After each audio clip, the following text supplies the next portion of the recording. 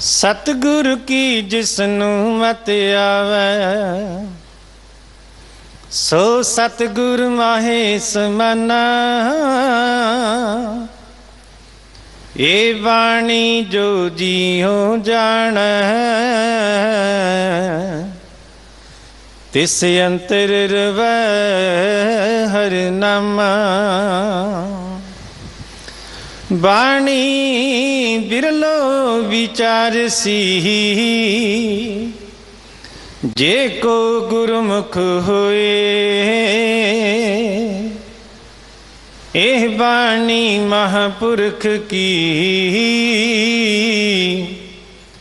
निज घर वासा होए। बाणी गुरु गुरु है बाणी,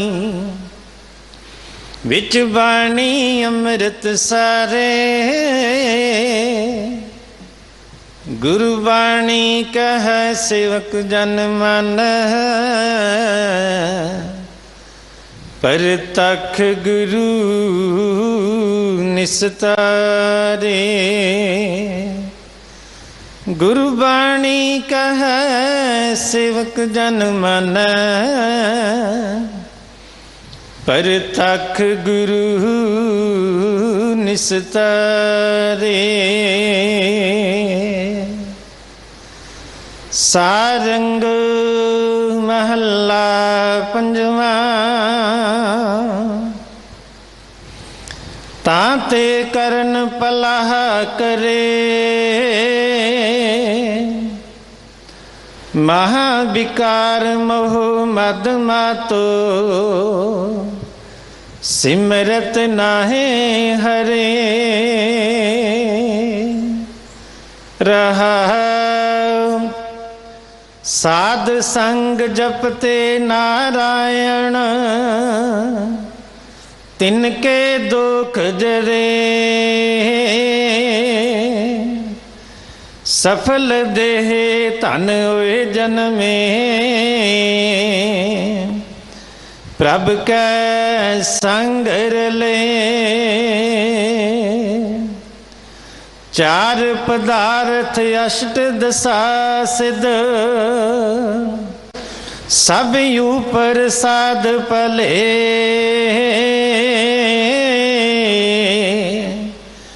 नानक दास धूर जन बंछै, उदर लाग पले। चार पदार्थ अष्ट दशा सिद्ध, सब ऊपर साध पले। नानक दास धूर जन बंछै, उदर लाग पले।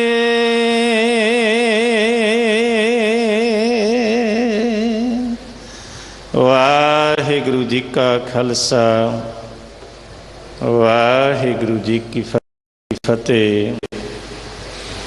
चल रही लड़ीवार गुरु शब्द ਦੀ विचार आप जी ਨੂੰ ਸਰਵਣ ਕਰਾ ਰਹੇ ਹਨ।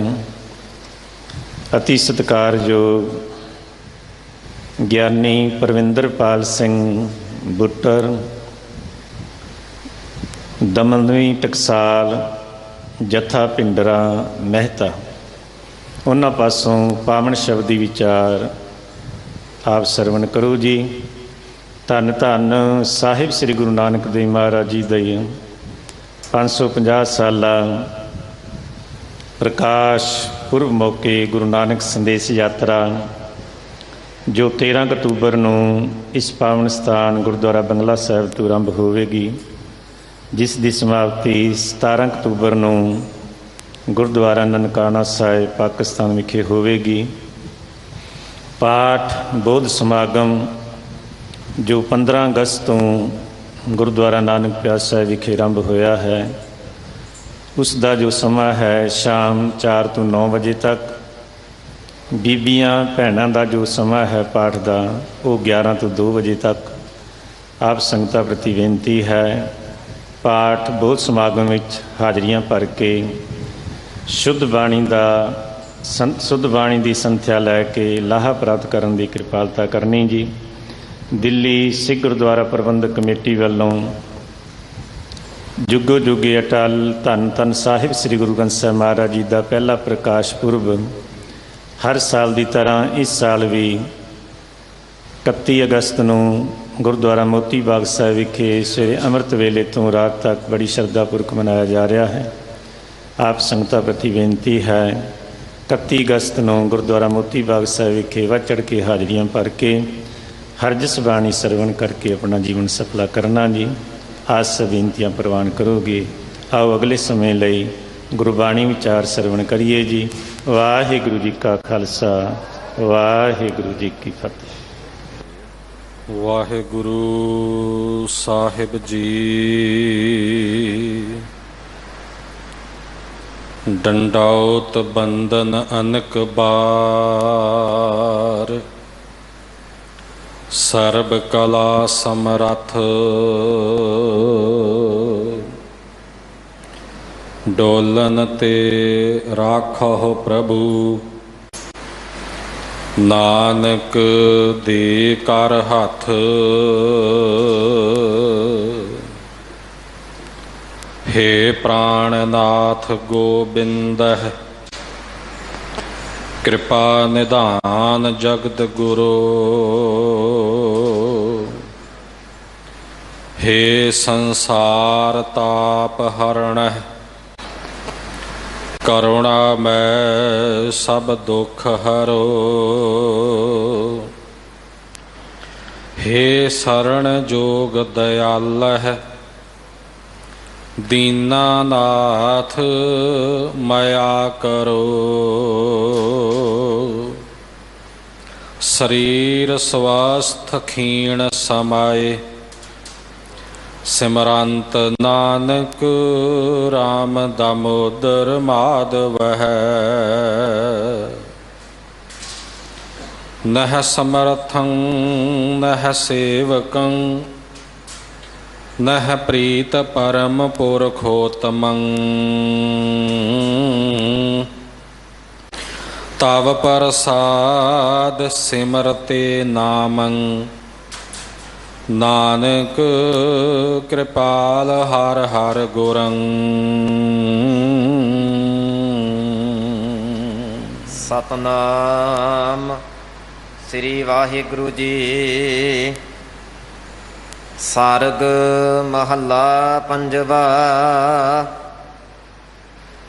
ਤਾਤੇ ਕਰਨ ਪਲਾਹ ਕਰੇ, ਮਹਾ ਬੇਕਾਰ ਮੋਹ ਮਦ ਮਤ। ਸਿਮਰਤ ਨਾਹਿ ਹਰੇ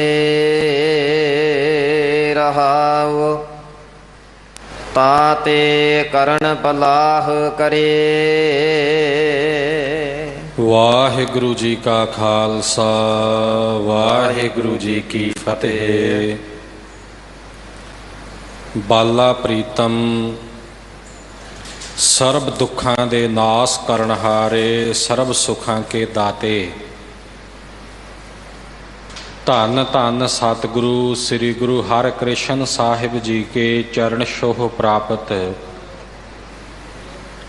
ਪਰਮ ਪਵਿੱਤਰ ਮਹਾਨ ਅਸਥਾਨ ਗੁਰਦੁਆਰਾ ਸ੍ਰੀ ਬੰਗਲਾ ਸਾਹਿਬ ਜੀ ਵਿਖੇ ਜੁਗੋ ਜੁਗ ਅਟਲ ਸਤਿਗੁਰੂ ਸ੍ਰੀ ਗੁਰੂ ਗ੍ਰੰਥ ਸਾਹਿਬ ਸੱਚੇ ਪਾਤਸ਼ਾਹ ਜੀ ਕੀ ਪਾਵਨ ਹਜ਼ੂਰੀ ਵਿੱਚ ਹਾਜ਼ਰੀਆਂ ਭਰ ਰਹੇ ਪਰਮ ਸਤਿਕਾਰਯੋਗ ਗੁਰੂ ਕੀ ਸਾਜੀ ਨਿਵਾਜੀ ਸਾਧ ਸੰਗਤ ਜੀਓ। ਵਾਹਿਗੁਰੂ ਦੀ ਕਿਰਪਾ ਦੇ ਨਾਲ ਇਹ ਸਤ ਸੰਗਤ ਦਾ ਉੱਤਮ ਭਾਗਾਂ ਭਰਿਆ ਸਮਾਂ ਪ੍ਰਾਪਤ ਹੋ ਰਿਹਾ ਹੈ। ਇੱਥੇ ਸਤਿਗੁਰਾਂ ਦੀ ਪਾਵਨ ਹਜ਼ੂਰੀ ਵਿੱਚ ਜੁੜ ਮਿਲ ਬੈਠ ਕੇ ਅਤੇ ਦੇਸ਼ ਪ੍ਰਦੇਸ਼ ਵਿਦੇਸ਼ਾਂ ਦੇ ਵਿੱਚ ਚੜ੍ਹਦੀ ਕਲਾ ਟਾਈਮ ਟੀਵੀ ਦੇ ਰਾਹੀਂ ਗੁਰ ਚਰਨਾਂ ਦੇ ਨਾਲ ਜੁੜ ਕੇ ਗੁਰ ਸ਼ਬਦ ਦੀ ਕਥਾ ਵਿਚਾਰ ਸਰਵਣ ਕਰਨ ਵਾਸਤੇ ਸੰਗਤਾਂ ਸੁਭਾਏ ਮਾਨ ਹਨ।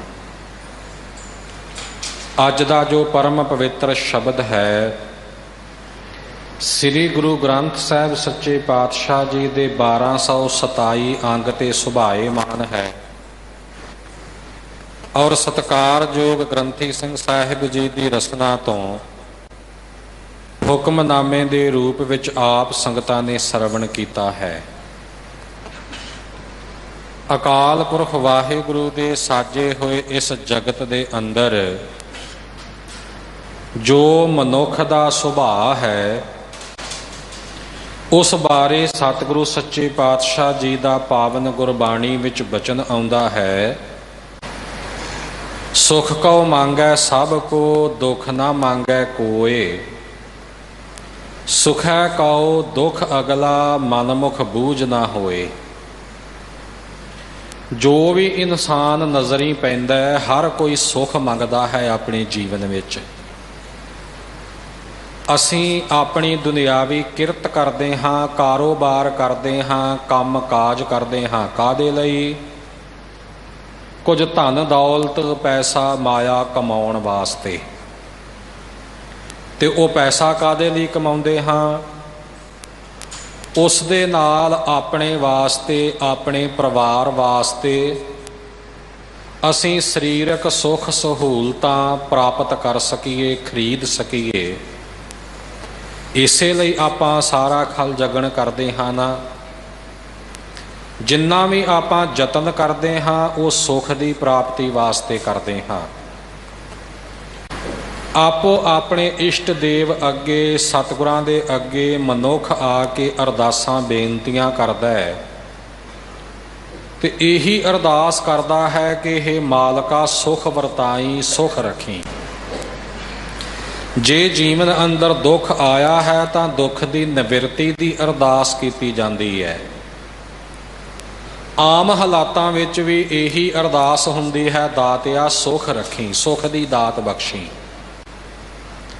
ਇਉਂ ਹਰ ਕੋਈ ਸੁੱਖ ਮੰਗਦਾ ਹੈ, ਦੁੱਖ ਨਾ ਮੰਗੈ ਕੋਏ।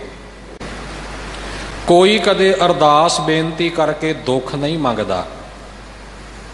ਆਪਾਂ ਆਉਂਦੇ ਹਾਂ ਇੱਥੇ ਸਤਿਗੁਰਾਂ ਦੀ ਹਜ਼ੂਰੀ ਵਿੱਚ, ਕਦੇ ਇਹ ਅਰਦਾਸ ਤਾਂ ਨਹੀਂ ਨਾ ਕੀਤੀ ਕਿ ਮੈਨੂੰ ਦੁੱਖ ਮਿਲੇ, ਮੇਰਾ ਜੀਵਨ ਦੁਖੀ ਹੋਵੇ।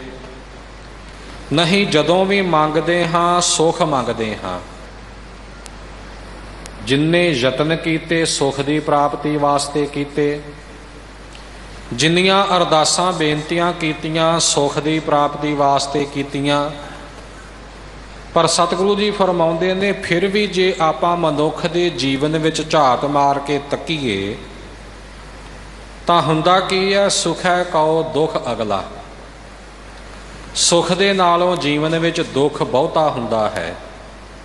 ਦੁੱਖ ਇੰਨਾ ਜ਼ਿਆਦਾ ਕਿ ਦੁੱਖ ਕੀਆਂ ਪੰਡਾ ਖੁੱਲੀਆਂ, ਸੁਖ ਨਾ ਨਿਕਲਿਓ ਕੋਏ। ਦੁੱਖ ਮਹਿ ਜੀਓ ਜਲਾਇਆ, ਦੁਖੀਆ ਚੱਲਿਆ ਰੋਏ। ਦੁੱਖਾਂ ਦੀਆਂ ਤਾਂ ਪੰਡਾਂ ਹੀ ਖੁੱਲੀਆਂ ਪਈਆਂ, ਭੰਡਾਰ ਹੀ ਭਰੇ ਪਏ ਨੇ, ਸੁੱਖ ਪ੍ਰਾਪਤ ਹੁੰਦਾ ਨਹੀਂ। ਕਾਰਨ ਕੀ? ਮਨਮੁਖ ਬੂਝ ਨਾ ਹੋਏ। ਸਮਝ ਨਹੀਂ ਪੈਂਦੀ ਮਨਮੁਖ ਨੂੰ ਇਸ ਗੱਲ ਦੀ। ਅਸਲ ਵਿੱਚ ਜਿੰਨੀ ਸਾਡੀ ਸੁੱਖਾਂ ਦੀ ਦੌੜ ਹੈ, ਇਹ ਸਾਡੇ ਸਰੀਰਕ ਤਲ ਦੇ ਤੱਕ ਪਹੁੰਚ ਰੱਖਦੀ ਹੈ। ਭਾਵ ਕੇਵਲ ਬਾਹਰੀ ਸੁੱਖ ਵਾਸਤੇ ਦੌੜੇ ਭੱਜੇ ਫਿਰਦੇ ਹਾਂ। ਜਿਹੜਾ ਸਾਡੇ ਅੰਦਰ ਦਾ ਸੁੱਖ ਹੈ ਉਹਦੇ ਵੱਲ ਸਾਡਾ ਖਿਆਲ ਨਹੀਂ। ਜਦੋਂ ਉਹਦੇ ਵੱਲ ਖਿਆਲ ਹੀ ਨਹੀਂ ਤਾਂ ਉਸਨੇ ਪ੍ਰਾਪਤ ਕਿਵੇਂ ਹੋਣਾ ਹੈ, ਇਸ ਵੱਲ ਸਾਡਾ ਖਿਆਲ ਕਿੱਥੋਂ ਜਾਣਾ ਹੈ? ਦੁਨਿਆਵੀ ਸੁੱਖ, ਜਿਹੜਾ ਸਰੀਰਕ ਸੁੱਖ ਹੈ, ਜਿਹੜਾ ਕੇਵਲ ਤੇ ਕੇਵਲ ਬਾਹਰ ਦੀ ਚਮੜੀ ਨੂੰ ਸੁੱਖ ਦੇਣ ਤੱਕ ਹੈ, ਤੇ ਉਸ ਸੁੱਖ ਨੂੰ ਹੀ ਆਪਾਂ ਅਸਲੀ ਸੁੱਖ ਸਮਝ ਕੇ ਮਨ ਦਾ ਸੁੱਖ ਮੰਨਦੇ ਹਾਂ। ਪਰ ਹੈ ਅਸਲ ਵਿੱਚ ਨਾਸਵੰਤ। ਸਾਨੂੰ ਉਸ ਸੁੱਖ ਬਾਰੇ ਪਤਾ ਕਿ ਅਸੀਂ ਉਹ ਪ੍ਰਾਪਤ ਕਰਨਾ ਹੈ ਤਾਂ ਉਸ ਦੀ ਪ੍ਰਾਪਤੀ ਲਈ ਦਿਨ ਰਾਤ ਸਿਰ ਤੋੜ ਯਤਨ ਕਰਦੇ ਹਾਂ। ਪਰ ਉਹਨੇ ਯਤਨਾਂ ਦੇ ਬਾਵਜੂਦ ਵੀ ਪੂਰਨ ਤੌਰ ਤੇ ਸੁੱਖ ਮਿਲਦਾ ਨਹੀਂ। ਔਰ ਇਹ ਅਸੀਂ ਕਦੇ ਮਹਿਸੂਸ ਕੀਤਾ ਹੋਵੇ ਕਿ ਸਰੀਰਕ ਸੁੱਖ ਦੇ ਅਨੇਕਾਂ ਸਾਧਨ ਸਾਡੇ ਕੋਲ ਮੌਜੂਦ ਹੋਣ ਜੇ ਸਾਡੇ ਮਨ ਨੂੰ ਸੁਖ ਪ੍ਰਾਪਤ ਨਹੀਂ ਹੋਇਆ ਤਾਂ ਬਾਹਰ ਦਾ ਜਿਹੜਾ ਸੁਖ ਹੈ ਉਹ ਕੋਈ ਅਰਥ ਨਹੀਂ ਰਖਾਉਂਦਾ, ਕੋਈ ਮਾਇਨਾ ਨਹੀਂ ਰਹਿ ਜਾਂਦਾ। ਤੇ ਵੱਖੋ ਵੱਖਰੀਆਂ ਹਾਲਾਤਾਂ ਵਿੱਚ ਸੁਖ ਦੀ ਪਰਿਭਾਸ਼ਾ ਬਦਲ ਜਾਂਦੀ ਹੈ। ਜਿਹੜਾ ਸਰੀਰਕ ਸੁਖ ਹੈ, ਗਰਮੀ ਦਾ ਮੌਸਮ ਚੱਲ ਰਿਹਾ ਹੈ, ਸੂਰਜ ਦੀਆਂ ਤਿੱਖੀਆਂ ਕਿਰਨਾਂ ਇਸ ਮੌਸਮ ਵਿੱਚ ਸਾਡੇ ਵਾਸਤੇ ਦੁਖਦਾਈ ਨੇ। ਇਹ ਸਰੀਰ ਨੂੰ ਸਾੜਨਗੀਆਂ, ਸੇਕ ਪਹੁੰਚਾਉਣਗੀਆਂ, ਤੇ ਆਪਾਂ ਸੂਰਜ ਦੀਆਂ ਇਹਨਾਂ ਕਿਰਨਾਂ ਤੋਂ, ਇਸ ਧੁੱਪ ਤੋਂ ਬਚਣ ਦੇ ਵਾਸਤੇ ਛਾਂ ਦਾ ਸਹਾਰਾ ਭਾਲਦੇ ਹਾਂ। ਪੁਰਾਣੇ ਸਮਿਆਂ ਵਿੱਚ ਦਰਖਤਾਂ ਦੀ ਛਾਂ, ਅੱਜ ਕੱਲ੍ਹ ਸਾਡੇ ਕੋਲ ਗਰਮੀ ਤੋਂ ਬਚਣ ਵਾਸਤੇ ਅਨੇਕ ਪ੍ਰਕਾਰ ਦੇ ਸਾਧਨ ਨੇ, ਪੱਖੇ, ਕੂਲਰ, ਏਸੀ ਵਗੈਰਾ ਕਈ ਕੁਝ ਹੈ। ਸੋ ਇਸ ਪ੍ਰਕਾਰ ਅਸੀਂ ਗਰਮੀ ਦੇ ਦੁੱਖ ਤੋਂ ਆਪਣਾ ਬਚਾਅ ਕਰਕੇ ਠੰਡਕ ਦਾ ਸੁਖ ਮਹਿਸੂਸ ਕਰਦੇ ਹਾਂ। ਪਰ ਇਹਦਾ ਸੰਬੰਧ ਕੇਵਲ ਸਰੀਰ ਦੀ ਚਮੜੀ ਤੱਕ ਹੈ ਨਾ। ਜੋ ਸਾਡੇ ਮਨ ਅੰਦਰ ਤਪਸ਼ ਹੈ ਔਗਣਾਂ ਦੀ, ਵਿਸ਼ਿਆਂ ਵਿਕਾਰਾਂ ਦੀ, ਕੋਈ ਚਿੰਤਾ ਹੈ, ਕੋਈ ਪਰੇਸ਼ਾਨੀ ਹੈ, ਕੋਈ ਫਿਕਰ ਹੈ, ਜੋ ਪਰੇਸ਼ਾਨੀ ਸਾਨੂੰ ਦਿਨ ਰਾਤ ਚੈਨ ਨਹੀਂ ਲੈਣ ਦਿੰਦੀ, ਤੇ ਉਸ ਪਰੇਸ਼ਾਨੀ ਦੇ ਨਾਲ ਸਾਡਾ ਜਿਹੜਾ ਅੰਦਰ ਤਪਦਾ ਪਿਆ ਹੈ, ਆ ਜਿਹੜੇ ਬਾਹਰ ਚੱਲਦੇ ਏਸੀ ਨੇ, ਸਾਡੇ ਅੰਦਰ ਉਸ ਤਪਸ਼ ਨੂੰ ਦੂਰ ਤਾਂ ਨਹੀਂ ਨਾ ਕਰਨਗੇ। ਅੰਦਰ ਠੰਡ ਨਹੀਂ ਪਵੇਗੀ, ਸਰੀਰਕ ਚਮੜੀ ਜਿਹੜੀ ਹੈ ਇਸ ਨੂੰ ਠੰਡਕ ਮਹਿਸੂਸ ਹੋਵੇਗੀ ਤੇ ਸਾਨੂੰ ਕੁਝ ਸਕੂਨ ਜਿਹਾ ਪ੍ਰਾਪਤ ਹੋਵੇਗਾ।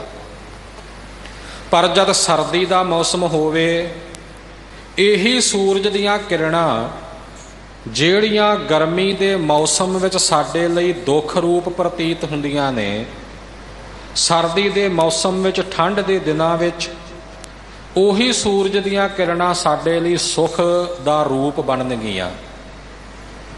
ਤੇ ਜਿਹੜੀਆਂ ਠੰਡੀਆਂ ਹਵਾਵਾਂ ਗਰਮੀ ਦੇ ਮੌਸਮ ਵਿੱਚ ਸਾਡੇ ਲਈ ਸੁਖ ਰੂਪ ਨੇ, ਸਰਦੀਆਂ ਦੇ ਦਿਨਾਂ ਵਿੱਚ ਉਹੀ ਠੰਡੀਆਂ ਹਵਾਵਾਂ ਸਾਡੇ ਲਈ ਦੁੱਖ ਰੂਪ ਨੇ। ਫਿਰ ਆਪਾਂ ਨਿੱਘ ਪ੍ਰਾਪਤ ਕਰਨ ਦਾ ਸਾਧਨ ਭਾਲਦੇ ਹਾਂ, ਕੋਈ ਕੰਬਲ, ਕੋਈ ਲੋਈਆਂ, ਕੋਈ ਰਜਾਈਆਂ ਵਗੈਰਾ, ਕੋਈ ਆਪਣੇ ਘਰਾਂ ਵਿੱਚ ਹੀਟ ਦਾ ਪ੍ਰਬੰਧ, ਗਰਮੀ ਪ੍ਰਾਪਤ ਕਰਨ ਦਾ, ਨਿੱਘ ਪ੍ਰਾਪਤ ਕਰਨ ਦਾ ਸਾਧਨ ਆਪਾਂ ਉਹ ਅਪਣਾਉਂਦੇ ਹਾਂ। ਪਰ ਉਹ ਜਿਹੜਾ ਨਿੱਘ ਹੈ ਉਹ ਵੀ ਸਾਡੇ ਸਰੀਰਕ ਰੂਪ ਨੂੰ ਪ੍ਰਾਪਤ ਹੋਇਆ। ਜੋ ਸਾਡੇ ਅੰਦਰ ਜੜਤਾ ਦੀ ਠੰਡ ਪਈ ਹੋਈ ਹੈ, ਜੋ ਇੱਕ ਜਿਵੇਂ ਠੰਡ ਦੇ ਮੌਸਮ ਵਿੱਚ ਸਭ ਕੁਝ ਜੰਮ ਜਿਹਾ ਜਾਂਦਾ ਹੈ, ਪੱਥਰ ਜਿਹਾ ਹੋ ਜਾਂਦਾ ਹੈ, ਇਵੇਂ ਸਾਡੀ ਸੁਰਤ ਜਿਹੜੀ ਜੜ ਰੂਪ ਹੋਈ ਹੈ, ਉਸ ਦੇ ਵਿੱਚ ਗਰਮਾਇਸ਼ ਨਹੀਂ ਆਵੇਗੀ, ਉਸ ਵਿੱਚ ਹਰਕਤ ਨਹੀਂ ਆਵੇਗੀ। ਬਾਹਰੋਂ ਨਿੱਘ ਦੇ ਸਾਧਨ ਆਪਾਂ ਜਿੰਨੇ ਮਰਜ਼ੀ ਅਪਣਾ ਲਈਏ, ਦੋਵੇਂ ਪੱਖ ਨੇ। ਇੱਕ ਤਾਂ ਇਹ ਕਿ ਸੁਖ ਦੀ ਪਰਿਭਾਸ਼ਾ ਸਮੇਂ-ਸਮੇਂ ਮੁਤਾਬਕ ਬਦਲਦੀ ਹੈ। ਜਿਹੜੀ ਚੀਜ਼ ਕਦੇ ਸੁਖ ਰੂਪ ਜਾਪਦੀ ਹੈ, ਉਹੀ ਚੀਜ਼ ਕਦੇ ਦੁੱਖ ਰੂਪ ਹੋਵੇਗੀ। ਤੇ ਚਾਹੇ ਕੋਈ ਵੀ ਮੌਸਮ ਹੈ, ਕੋਈ ਵੀ ਸਮਾਂ ਹੈ, ਸਰੀਰ ਨੂੰ ਸੁਖ ਦੇਣ ਵਾਲਾ ਕੋਈ ਵੀ ਸਾਧਨ ਸਾਡੇ ਮਨ ਨੂੰ, ਸਾਡੇ ਅੰਤਸ਼ਕਰਨ ਨੂੰ, ਸਾਡੇ ਹਿਰਦੇ ਨੂੰ ਸੁਖ ਨਹੀਂ ਪਹੁੰਚਾ ਸਕਦਾ। ਅਸੀਂ ਕੇਵਲ ਬਾਹਰੀ ਸੁਖ ਦੀ ਦੌੜ ਵਿੱਚ ਦੌੜੇ ਭੱਜੇ ਫਿਰਦੇ ਹਾਂ, ਪਰ ਜਿਹੜਾ ਦੁੱਖ ਦਾ ਮੂਲ ਕਾਰਨ ਹੈ ਉਸ ਨੂੰ ਆਪਾਂ ਪਛਾਣਿਆ ਨਹੀਂ, ਉਸ ਨੂੰ ਜਾਣਿਆ ਨਹੀਂ। ਧੰਨ ਸਤਿਗੁਰੂ ਤੇਗ ਬਹਾਦਰ ਜੀ ਦਾ ਪਰਮ ਪਵਿੱਤਰ ਬਚਨ ਹੈ, ਜਤਨ ਬਹੁਤ ਸੁਖ ਕੇ ਕੀਏ, ਦੁੱਖ ਕੋ ਕੀਓ ਨਾ ਕੋਏ।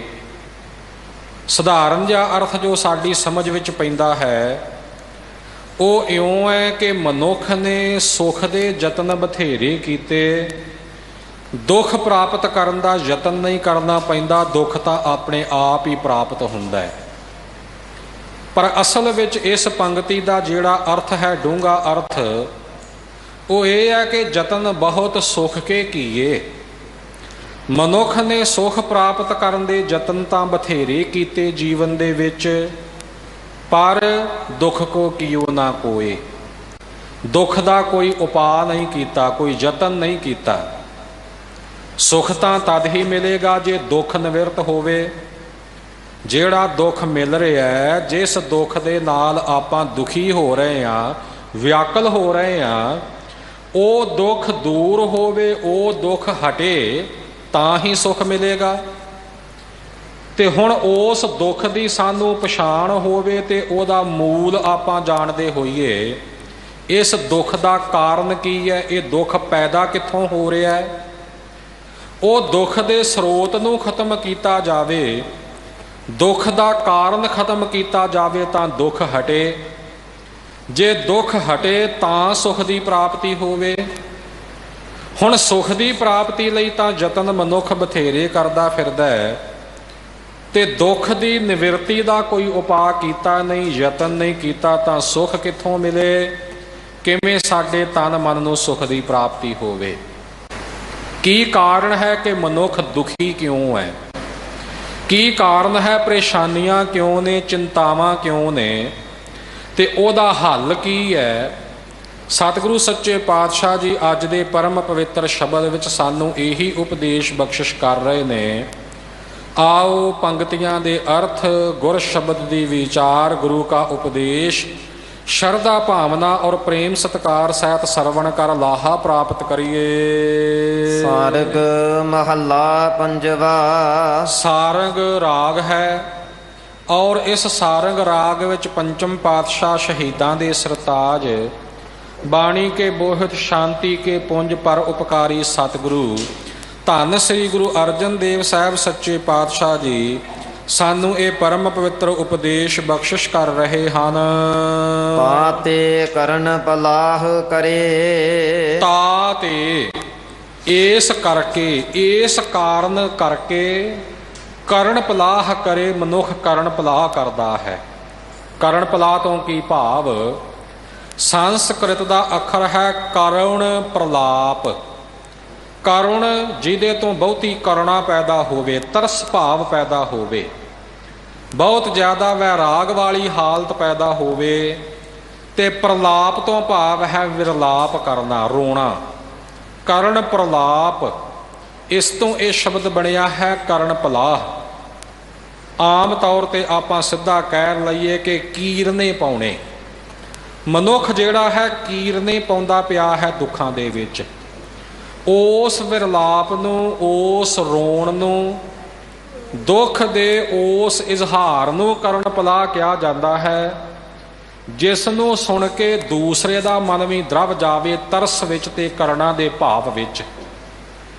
ਇਹੋ ਜਿਹੇ ਤਰੀਕੇ ਨਾਲ ਆਪਣੇ ਦੁੱਖ ਦਾ ਇਜ਼ਹਾਰ ਕਰਨਾ, ਦੁੱਖ ਨੂੰ ਪੇਸ਼ ਕਰਨਾ ਕਿ ਵੇਖਣ ਸੁਣਨ ਵਾਲੇ ਜੋ ਲੋਕ ਹਨ ਉਹਨਾਂ ਦੇ ਮਨਾਂ ਅੰਦਰ ਵੀ ਵੈਰਾਗ ਪੈਦਾ ਹੋ ਜਾਵੇ, ਤਰਸ ਅਤੇ ਕਰੁਣਾ ਦਾ ਭਾਵ ਪੈਦਾ ਹੋ ਜਾਵੇ। ਇਸ ਨੂੰ ਕੀਰਨੇ ਪਾਉਣਾ ਕਿਹਾ ਜਾਂਦਾ ਹੈ, ਇਸ ਨੂੰ ਕਰਨ ਪ੍ਰਲਾਪ ਕਿਹਾ ਜਾਂਦਾ ਹੈ। ਜਿਸ ਵੀ ਮਨੁੱਖ ਨੂੰ ਆਪਾਂ ਤੱਕੀਏ ਉਹ ਕਰਨ ਪਲਾਹ ਕਿਸੇ ਨਾ ਕਿਸੇ ਰੂਪ ਵਿੱਚ ਕਰਦਾ ਪਿਆ ਹੈ। ਬੜਾ ਸੁੰਦਰ ਹੈ ਬਚਨ ਗੁਰੂ ਕੀ ਬਾਣੀ ਦਾ, ਜਿਸ ਮਾਨੁਖ ਪਹਿ ਕਰਉ ਬੇਨਤੀ ਸੋ ਆਪਣੇ ਦੁੱਖ ਭਰਿਆ। ਜਿਸ ਮਨੁੱਖ ਦੇ ਕੋਲ ਆਪਣੇ ਦੁੱਖ ਦੀ ਬੇਨਤੀ ਕਰੀਏ ਕਿ ਭਾਈ ਮੈਂ ਫਲਾਣੇ ਕਾਰਨ ਕਰਕੇ ਦੁਖੀ ਹਾਂ, ਕੋਈ ਇਸ ਦੁੱਖ ਨੂੰ ਦੂਰ ਕਰਨ ਦਾ ਤਰੀਕਾ ਦੱਸ, ਤੇ ਮਹਾਰਾਜ ਕਹਿੰਦੇ ਸੋ ਆਪਣਾ ਦੁੱਖ ਭਰਿਆ। ਉਹ ਅੱਗੋਂ ਆਪਣੇ ਦੁੱਖਾਂ ਦਾ ਭਰਿਆ ਹੋਇਆ, ਬਹੁਤਾ ਦੁਖੀ ਹੈ। ਕਿਸੇ ਨੂੰ ਇੱਕ ਦੁੱਖ ਆਪਣਾ ਸੁਣਾਓ, ਉਹ ਅੱਗੋਂ ਆਪਣੇ ਅਨੇਕਾਂ ਦੁੱਖ ਸੁਣਾ ਦਿੰਦਾ ਹੈ। ਇਉਂ ਹਰ ਮਨੁੱਖ ਕੋਈ ਬਹੁਤਾ ਦੁਖੀ ਹੋ ਕੇ ਬਾਹਰੀ ਤੌਰ ਤੇ ਪੁਕਾਰਾਂ ਪਿਆ ਕਰਦਾ, ਕੀਰਨੇ ਪਾਉਂਦਾ ਪਿਆ, ਤੇ ਕੋਈ ਅੰਦਰੇ ਅੰਦਰ ਹੀ ਕੀਰਨੇ ਪਾਈ ਜਾਂਦਾ, ਅੰਦਰ ਹੀ ਹਉਕੇ ਭਰੀ ਜਾਂਦਾ, ਹਾਵਿਆਂ ਵਿੱਚ ਦਿਨ ਗੁਜ਼ਾਰਦਾ। ਗੱਲ ਕੀ ਕਿ ਹੈ ਹਰ ਕੋਈ ਦੁਖੀ।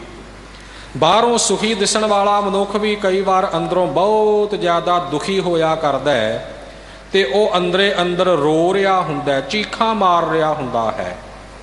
ਸੋ ਹਜ਼ੂਰ ਫਰਮਾਉਂਦੇ ਕਾਰਨ ਕੀ ਹੈ? ਇਹ ਜੀਵ ਕਰਨ ਪਲਾਹ ਕਿਉਂ ਕਰਦਾ ਹੈ? ਇਹ ਕਿਉਂ ਕੀਰਨੇ ਪਾ ਰਿਹਾ ਹੈ? ਤਾਂ ਤੇ ਭਾਈ ਇਸ ਕਾਰਨ ਕਰਕੇ ਜੀਵ ਕੀਰਨੇ ਪਾਉਂਦਾ ਹੈ, ਤਾਂ ਬਹੁਤਾ ਦੁਖੀ ਹੈ, ਤਾਂ ਬਹੁਤਾ ਦੁੱਖਾਂ ਦੇ ਵਿੱਚ ਪੁਕਾਰਾਂ ਕਰ ਰਿਹਾ ਹੈ। ਕਿਉਂ? ਅਗਲੀ ਪੰਕਤੀ ਵਿੱਚ ਹਜ਼ੂਰ ਫਰਮਾਉਂਦੇ ਹਨ, ਮਹਾ ਬੇਕਾਰ ਮੋਹ ਮਦ ਮਾਤਾ। ਕਿਉਂਕਿ ਇਹ ਜਿਹੜਾ ਮਨੁੱਖ ਹੈ ਨਾ, ਮਹਾ ਵਿਕਾਰ, ਮਹਾ ਬਹੁਤ ਜ਼ਿਆਦਾ ਵਿਕਾਰ, ਵਿਕਾਰਾਂ ਵਿੱਚ ਪਿਆ ਹੋਇਆ ਹੈ। ਮੋਹ ਮਦ ਮਾਤੋ, ਮੋਹ ਵਿੱਚ ਤੇ ਮਦ ਹੰਕਾਰ ਵਿੱਚ ਇਹ ਮਸਤ ਹੋਇਆ ਹੈ। ਮਦ ਦਾ ਅਰਥ ਹੰਕਾਰ ਵੀ ਹੈ ਤੇ ਮਦ ਦਾ ਅਰਥ ਨਸ਼ਾ ਵੀ ਹੈ। ਹੰਕਾਰ ਵੀ ਤਾਂ ਇੱਕ ਨਸ਼ਾ ਹੀ ਹੁੰਦਾ ਹੈ ਨਾ, ਜਿਸ ਦੇ ਵਿੱਚ ਮਨੁੱਖ ਦੂਸਰਿਆਂ ਨੂੰ ਸਮਝਦਾ ਹੀ ਕੁਝ ਨਹੀਂ। ਦੂਸਰੇ ਮਨੁੱਖ ਤਾਂ ਐਵੇਂ ਕੀੜੇ ਮਕੌੜੇ ਨਜ਼ਰ ਆਉਂਦੇ ਨੇ ਹੰਕਾਰੀ ਮਨੁੱਖ ਨੂੰ। ਇਹ ਮਨੁੱਖ ਦੇ ਦੁੱਖਾਂ ਦਾ ਮੂਲ ਕਾਰਨ ਹੈ। ਇਹ ਮਨੁੱਖ ਦੇ ਕੀਰਨੇ ਪਾਉਣ ਦਾ ਕਾਰਨ ਹੈ ਕਿ ਬਹੁਤੇ ਵਿਕਾਰਾਂ ਵਿੱਚ ਇਹ ਮਨੁੱਖ ਪਿਆ ਹੋਇਆ ਹੈ, ਮੋਹ ਵਿੱਚ ਗਰਸਿਆ ਹੋਇਆ ਹੈ ਤੇ ਹੰਕਾਰ ਦੇ ਨਸ਼ੇ ਵਿੱਚ ਗ੍ਰਸਤ ਹੈ। ਔਗਣਾ ਵਿਕਾਰਾਂ ਦੇ ਨਸ਼ੇ ਵਿੱਚ ਇਹ ਮਨੁੱਖ ਗ੍ਰਸਤ ਹੈ। ਇਹੀ ਇਹਦੇ ਦੁੱਖਾਂ ਦਾ ਮੂਲ ਕਾਰਨ ਹੈ।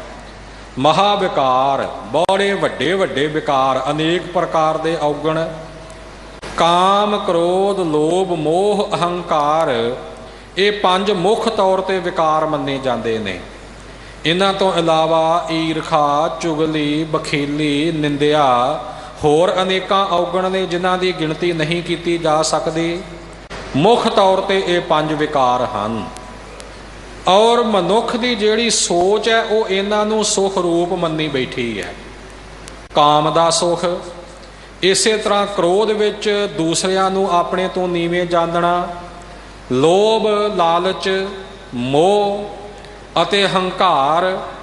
ਆਪਣੇ ਹੰਕਾਰ ਵਿੱਚ ਮਨੁੱਖ ਜਿਹੜਾ ਸੁੱਖ ਸਮਝਦਾ ਹੈ ਕਿ ਮੇਰੇ ਵਰਗਾ ਹੋਰ ਕੋਈ ਨਹੀਂ, ਇਹੀ ਗੱਲ ਆਪੇ ਸੋਚ ਸੋਚ ਕੇ ਖੁਸ਼ ਹੋਈ ਜਾਂਦਾ ਹੈ। ਇਹ ਪੰਜੇ ਔਗਣ ਹੈ ਤਾਂ ਦੁੱਖ ਰੂਪ, ਪਰ ਮਨੁੱਖ ਇਹਨਾਂ ਵਿੱਚ ਬੁਰੀ ਤਰ੍ਹਾਂ ਗਰਸਿਆ ਹੋਇਆ, ਇਹਨਾਂ ਨਾਲ ਹੀ ਨੇਹ ਲੱਗਾ ਹੋਇਆ ਹੈ। ਹਜ਼ੂਰ ਦਾ ਬਚਨ ਹੈ, ਕਾਮ ਕ੍ਰੋਧ ਕਾਇਆ ਕਉ ਗਾਲੈ, ਜਿਉ ਕੰਚਨ ਸੁਹਾਗਾ ਢਾਲੈ।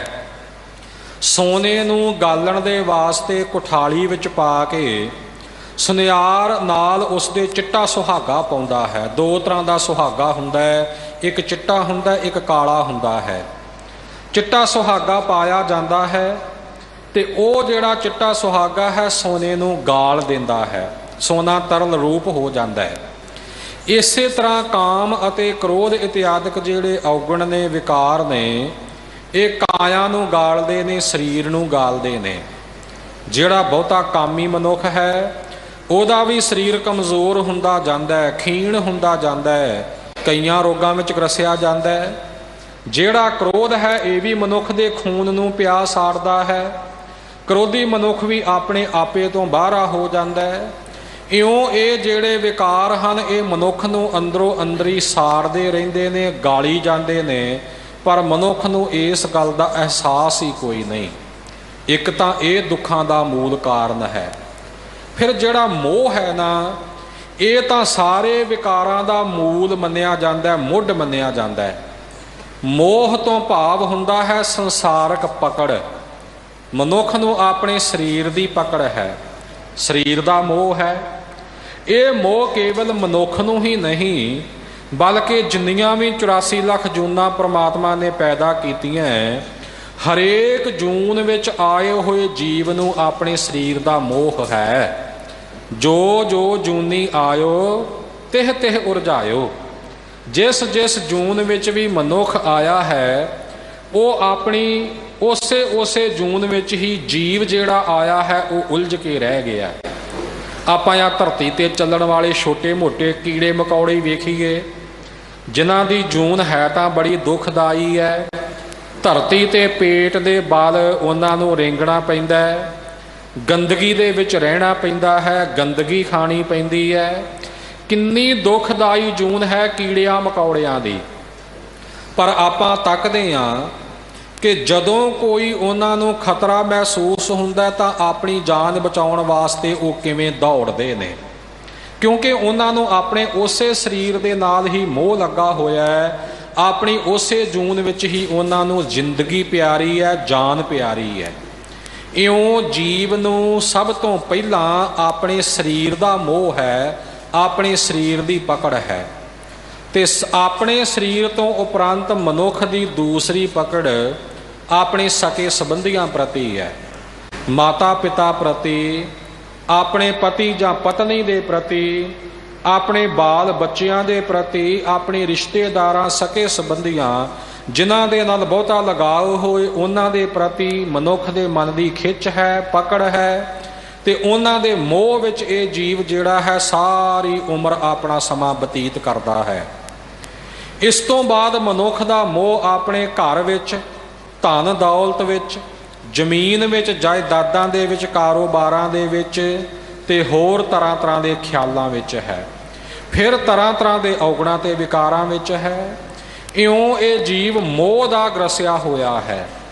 ਜਿਸ ਵਸਤੂ ਦੇ ਨਾਲ ਮੋਹ ਹੈ, ਮੰਨ ਲਓ ਕਿ ਸਾਹਮਣੇ ਇੱਕ ਕੋਈ ਸੁੰਦਰ ਰੂਪ ਤੱਕਿਆ ਹੈ, ਉਹਦੇ ਪ੍ਰਤੀ ਮਨ ਵਿੱਚ ਮੋਹ ਦੀ ਭਾਵਨਾ ਪੈਦਾ ਹੋਈ ਤਾਂ ਮਨ ਵਿੱਚ ਕਾਮ ਨੇ ਅੰਗੜਾਈ ਲੈ ਲਈ। ਇਹ ਵਿਸ਼ਾ ਉੱਠ ਖਲੋਤਾ। ਕੋਈ ਸਾਡੀ ਵਸਤੂ ਹੈ ਜਿਹਦੇ ਨਾਲ ਸਾਡਾ ਮੋਹ ਲੱਗਾ ਹੋਇਆ ਹੈ, ਉਸ ਵਸਤੂ ਨੂੰ ਕਿਸੇ ਨੇ ਛੇੜਿਆ, ਕਿਸੇ ਨੇ ਨੁਕਸਾਨ ਪਹੁੰਚਾਉਣ ਦਾ ਯਤਨ ਕੀਤਾ, ਉਹਦੇ ਤੇ ਕਬਜ਼ਾ ਕਰਨ ਦਾ ਯਤਨ ਕੀਤਾ, ਤਾਂ ਸਾਡੇ ਮਨ ਵਿੱਚ ਕ੍ਰੋਧ ਦੀ ਭਾਵਨਾ ਪੈਦਾ ਹੋ ਗਈ। ਇਹ ਕੌਣ ਹੋਵੇ ਜੋ ਮੇਰੀ ਚੀਜ਼ ਨੂੰ ਛੇੜੇ? ਹਉ ਬੰਧੋ ਹਉ ਸਾਧੋ ਬੈਰ, ਹਮਰੀ ਭੂਮ ਕੌਣ ਘਾਲੈ ਪੈਰ। ਇਉਂ ਮੋਹ ਹੋਣ ਕਰਕੇ ਕ੍ਰੋਧ ਆਪਣੇ ਹਿਰਦੇ ਵਿੱਚ ਪਰਪੱਕ ਹੋ ਗਿਆ, ਪੈਦਾ ਹੋ ਗਿਆ। ਕੋਈ ਚੀਜ਼, ਕੋਈ ਵਸਤੂ ਤੱਕੀ, ਉਹਦੇ ਪ੍ਰਤੀ ਮਨ ਦੀ ਖਿੱਚ ਬਣੀ, ਮਨ ਦਾ ਮੋਹ ਬਣਿਆ, ਤਾਂ ਉਸ ਖਿੱਚ ਦੇ ਵਿੱਚੋਂ, ਉਸ ਮੋਹ ਦੇ ਵਿੱਚੋਂ ਲੋਭ ਪੈਦਾ ਹੋ ਗਿਆ। ਲਾਲਚ ਜਿਹੜਾ ਸੀ ਉਹ ਉੱਠ ਖਲੋਤਾ। ਇਹ ਵਸਤੂ ਮੇਰੇ ਕੋਲ ਹੋਵੇ, ਇਹ ਮੈਨੂੰ ਮਿਲ ਜਾਵੇ, ਕਿਸੇ ਵੀ ਜਾਇਜ਼ ਨਜਾਇਜ਼ ਤਰੀਕੇ ਨਾਲ ਮੈਂ ਇਸ ਦੀ ਪ੍ਰਾਪਤੀ ਕਰਾਂ, ਇਹਨੂੰ ਆਪਣੇ ਕੋਲ ਲੈ ਆਵਾਂ। ਇਉਂ ਲੋਭ ਲਾਲਚ ਪੈਦਾ ਹੋ ਗਿਆ, ਮੂਲ ਉਹਦਾ ਵੀ ਮੋਹ ਬਣਿਆ। ਤੇ ਜੋ ਵਸਤੂਆਂ ਜੁਟਾ ਲਈਆਂ, ਪ੍ਰਾਪਤ ਕਰ ਲਈਆਂ, ਉਹਨਾਂ ਨਾਲ ਮਨ ਦਾ ਮੋਹ ਲੱਗਾ ਹੋਇਆ ਹੈ, ਉਹਨਾਂ ਤੇ ਆਪਣੀ ਮੇਰ ਬਣੀ ਤੇ ਉਹ ਆਪਣੇ ਕੋਲ ਹੋਣ ਦਾ ਹੰਕਾਰ ਪੈਦਾ ਹੋ ਗਿਆ। ਮੇਰਾ ਸਰੀਰ ਹੈ, ਇਸ ਸਰੀਰ ਦੇ ਵਿੱਚ ਤਾਕਤ ਹੈ, ਬਲ ਹੈ, ਜ਼ੋਰ ਹੈ, ਮੇਰੇ ਵਰਗਾ ਹੋਰ ਤਾਕਤਵਰ ਕੋਈ ਨਹੀਂ। ਮੋਹ ਹੋਣ ਕਰਕੇ ਹੰਕਾਰ ਪੈਦਾ ਹੋਇਆ। ਮੇਰਾ ਸਰੀਰ ਅਤਿਅੰਤ ਸੁੰਦਰ ਹੈ, ਇਹ ਵੀ ਹੰਕਾਰ ਦਾ ਕਾਰਨ ਬਣਿਆ। ਮੇਰਾ ਤਨ ਅਰ ਧਨ ਮੇਰਾ, ਰਾਜ ਰੂਪ ਮੈਂ ਦੇਸ। ਮੇਰਾ ਸਰੀਰ ਹੈ, ਮੇਰਾ ਧਨ ਹੈ, ਮੇਰਾ ਰਾਜ, ਮੇਰਾ ਇਲਾਕਾ ਹੈ ਔਰ ਮੇਰਾ ਦੇਸ਼ ਹੈ। ਆ ਮੇਰੀ ਵਸਤੂ, ਆ ਮੇਰੀ ਚੀਜ਼। ਇਉਂ ਜਿਨ੍ਹਾਂ ਵਸਤੂਆਂ ਪ੍ਰਤੀ ਲਗਾ ਹੈ, ਮੋਹ ਹੈ, ਉਹਨਾਂ ਵਸਤੂਆਂ ਦੇ ਆਪਣੇ ਕੋਲ ਹੋਣ ਤੋਂ ਹੰਕਾਰ ਜਿਹੜਾ ਹੈ ਇਹ ਮਨ ਅੰਦਰ ਬਣਦਾ ਹੈ। ਇਉਂ ਮੋਹ ਸਾਰੇ ਦੁੱਖਾਂ ਦਾ ਮੂਲ ਕਾਰਨ ਬਣਦਾ ਹੈ। ਸੋ ਇਹੀ ਕਾਰਨ ਹੈ ਕਿ ਮਨੁੱਖ ਨੂੰ ਦੁੱਖਾਂ ਦੇ ਵਿੱਚ ਪ੍ਰਲਾਪ ਕਰਨਾ ਪੈਂਦਾ ਹੈ। ਸਾਧ ਸੰਗਤ ਜੀ, ਵੱਡਿਆਂ ਵੱਡਿਆਂ ਦੀ ਗੱਲ ਕੀਤੀ ਜਾਵੇ ਤਾਂ ਮੋਹ ਤੋਂ ਉਹ ਛੁੱਟ ਨਹੀਂ ਸਕੇ। ਪੌਰਾਣਿਕ ਮਤ ਮੁਤਾਬਕ ਵਸਿਸ਼ਟ ਰਿਸ਼ੀ ਵਰਗਿਆਂ ਦੀ ਵਾਰਤਾ ਜਿਹੜੀ ਹੈ ਇਹ ਗ੍ਰੰਥਾਂ ਦੇ ਵਿੱਚ ਆਉਂਦੀ ਹੈ। ਉਹ ਵਸਿਸ਼ਟ ਜੋ ਤ੍ਰੇਤੇ ਯੁੱਗ ਵਿੱਚ ਵਿਸ਼ਨੂੰ ਜੀ ਦੇ ਅਵਤਾਰ ਕਹੇ ਜਾਂਦੇ ਭਗਵਾਨ ਸ਼੍ਰੀ ਰਾਮ ਦਾ ਵੀ ਗੁਰੂ ਹੈ। ਸ਼ਸਤਰ ਵਿਦਿਆ ਦੇ ਪੱਖ ਤੋਂ ਵਿਸ਼ਵਾਮਿੱਤਰ ਗੁਰੂ ਹੈ ਤੇ ਸ਼ਾਸਤਰ ਪੱਖ ਤੋਂ ਵਸਿਸ਼ਟ ਗੁਰੂ ਹੈ। 100 ਪੁੱਤਰ ਵਸਿਸ਼ਟ ਦੇ ਮਾਰੇ ਗਏ ਤੇ ਉਹਨਾਂ ਦੇ ਮੋਹ ਵਿੱਚ ਪੈ ਕੇ ਵਸਿਸ਼ਟ ਰਿਸ਼ੀ ਜਿਹੜਾ ਸੀ ਸੋ ਉਹ ਆਪਣੇ ਪ੍ਰਾਣ ਤਿਆਗਣ ਦੇ ਵਾਸਤੇ, ਖੁਦਕੁਸ਼ੀ ਕਰਨ ਵਾਸਤੇ ਤਿਆਰ ਹੋ ਗਿਆ ਸੀ। ਲੰਮੀ ਵਾਰਤਾ ਹੈ, ਰਹੋ ਵਿਚਾਰ। ਮਹਾਭਾਰਤ ਦੀ ਜੰਗ ਦਾ ਵਰਣਨ ਸਾਡੇ ਸਾਹਮਣੇ ਆਉਂਦਾ ਹੈ। ਬੜੇ ਬੜੇ ਵੱਡੇ ਸੂਰਮੇ ਜਿਹੜੇ ਨੇ ਮੋਹ ਵਿੱਚ ਗ੍ਰਸੇ ਜਾ ਕੇ ਆਪਣੀ ਜੀਵਨ ਲੀਲਾ ਨੂੰ ਸਮਾਪਤ ਕਰ ਬੈਠਦੇ ਨੇ। ਦਰੋਣਾਚਾਰੀਆ ਵਰਗੇ ਜਿਹੜੇ ਸ਼ਸਤਰ ਵਿਦਿਆ ਦੇ ਗੁਰੂ ਨੇ, ਸੋ ਉਹਨਾਂ ਦੇ ਕੰਨੀ ਜਦੋਂ ਖਬਰ ਪੈਂਦੀ ਹੈ ਪੁੱਤਰ ਦੇ ਮਰਨ ਦੀ ਤਾਂ ਉਹ ਆਪਣਾ ਸ਼ਸਤਰ ਤਿਆਗ ਕੇ ਚੌਂਕੜਾ ਲਗਾ ਕੇ ਬੈਠ ਜਾਂਦੇ ਨੇ ਮੋਹ ਵਿੱਚ। ਤੇ ਇਉਂ ਪਾਂਡਵ ਪੱਖ ਵਰਗਿਆਂ ਨੂੰ ਉਹਨਾਂ ਤੇ ਹਮਲਾ ਕਰਕੇ ਮਾਰਨਾ ਸੌਖਾ ਹੋ ਜਾਂਦਾ ਹੈ। ਦੇਖੋ ਕਿੰਨੇ ਮਾਵਾਂ ਦੇ ਹਜ਼ਾਰਾਂ ਲੱਖਾਂ ਪੁੱਤ ਜਿਹੜੇ ਸੀ ਮੈਦਾਨੀ ਜੰਗ ਵਿੱਚ ਮਾਰ ਦਿੱਤੇ, ਖਤਮ ਕਰ ਦਿੱਤੇ। ਕਿੰਨਿਆਂ ਨੂੰ ਮੌਤ ਦੀ ਭੇਟਾ ਚੜਾ ਦਿੱਤਾ ਆਪਣੇ ਤੀਰਾਂ ਦੀ ਵਰਖਾ ਕਰਕੇ। ਪਰ ਜਦ ਆਪਣੇ ਪੁੱਤਰ ਦੇ ਮਰਨ ਦੀ ਝੂਠੀ ਖਬਰ ਕੰਨੀ ਪਈ ਤਾਂ ਸ਼ਸਤਰ ਚਲਾਉਣ ਦੀ ਹਿੰਮਤ ਹੀ ਨਾ ਰਹਿ ਗਈ। ਇੰਨਾ ਮੋਹ ਦਾ ਗ੍ਰਸਿਆ ਹੋਇਆ। ਸੋ ਬੜੇ ਵੱਡੇ ਵੱਡੇ ਜਿਹੜੇ ਨੇ ਇਸ ਮੋਹ ਨੇ ਗ੍ਰਸੇ ਹੋਏ ਨੇ।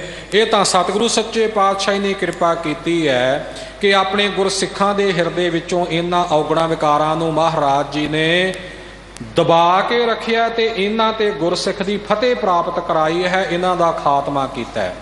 ਨਹੀਂ ਤਾਂ ਅਤ ਤੀਖਣ ਮੋਹ ਕੀ ਫਾਸ, ਇਹ ਜਿਹੜੀ ਮੋਹ ਦੀ ਫਾਹੀ ਹੈ ਇਹ ਬੜੀ ਤਿੱਖੀ ਹੈ।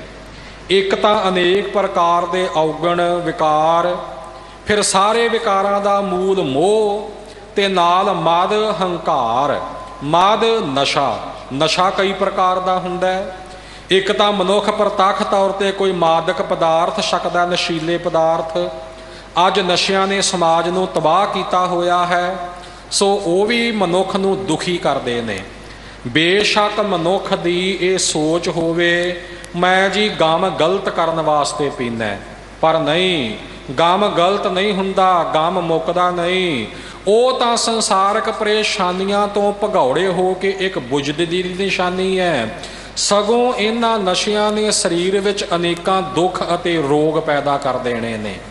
ਮਨੁੱਖ ਆਪ ਦੁਖੀ, ਉਹਦਾ ਪਰਿਵਾਰ ਦੁਖੀ, ਤੇ ਨਾਲ ਸਮਾਜ ਦੇ ਦੁੱਖਾਂ ਦਾ ਵੀ ਕਾਰਨ ਬਣਦਾ ਜਿਹੜਾ ਮਨੁੱਖ ਨਸ਼ਿਆਂ ਦੀ ਗ੍ਰਿਫਤ ਵਿੱਚ ਆ ਗਿਆ।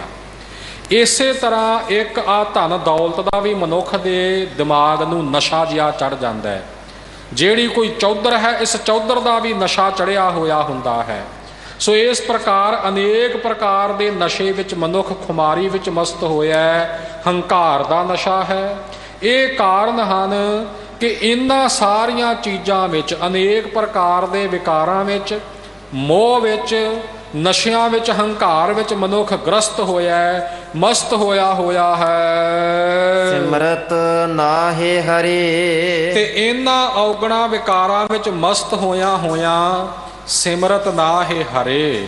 ਹਰੇ ਜੋ ਹਰੀ ਅਕਾਲ ਪੁਰਖ ਵਾਹਿਗੁਰੂ ਦੁੱਖਾਂ ਨੂੰ ਨਾਸ ਕਰਨ ਵਾਲਾ ਹੈ, ਉਸ ਪਰਮਾਤਮਾ ਨੂੰ ਸਿਮਰਦਾ ਨਹੀਂ, ਉਸ ਨੂੰ ਯਾਦ ਨਹੀਂ ਕਰਦਾ, ਚੇਤੇ ਨਹੀਂ ਕਰਦਾ।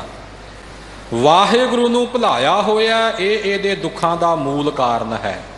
ਜਿਨ ਕੀਤਾ ਤਿਸੈ ਨਾ ਜਾਣੀ ਅੰਧਾ, ਤਾਂ ਦੁੱਖ ਸਹਿ ਪ੍ਰਾਣੀਆਂ।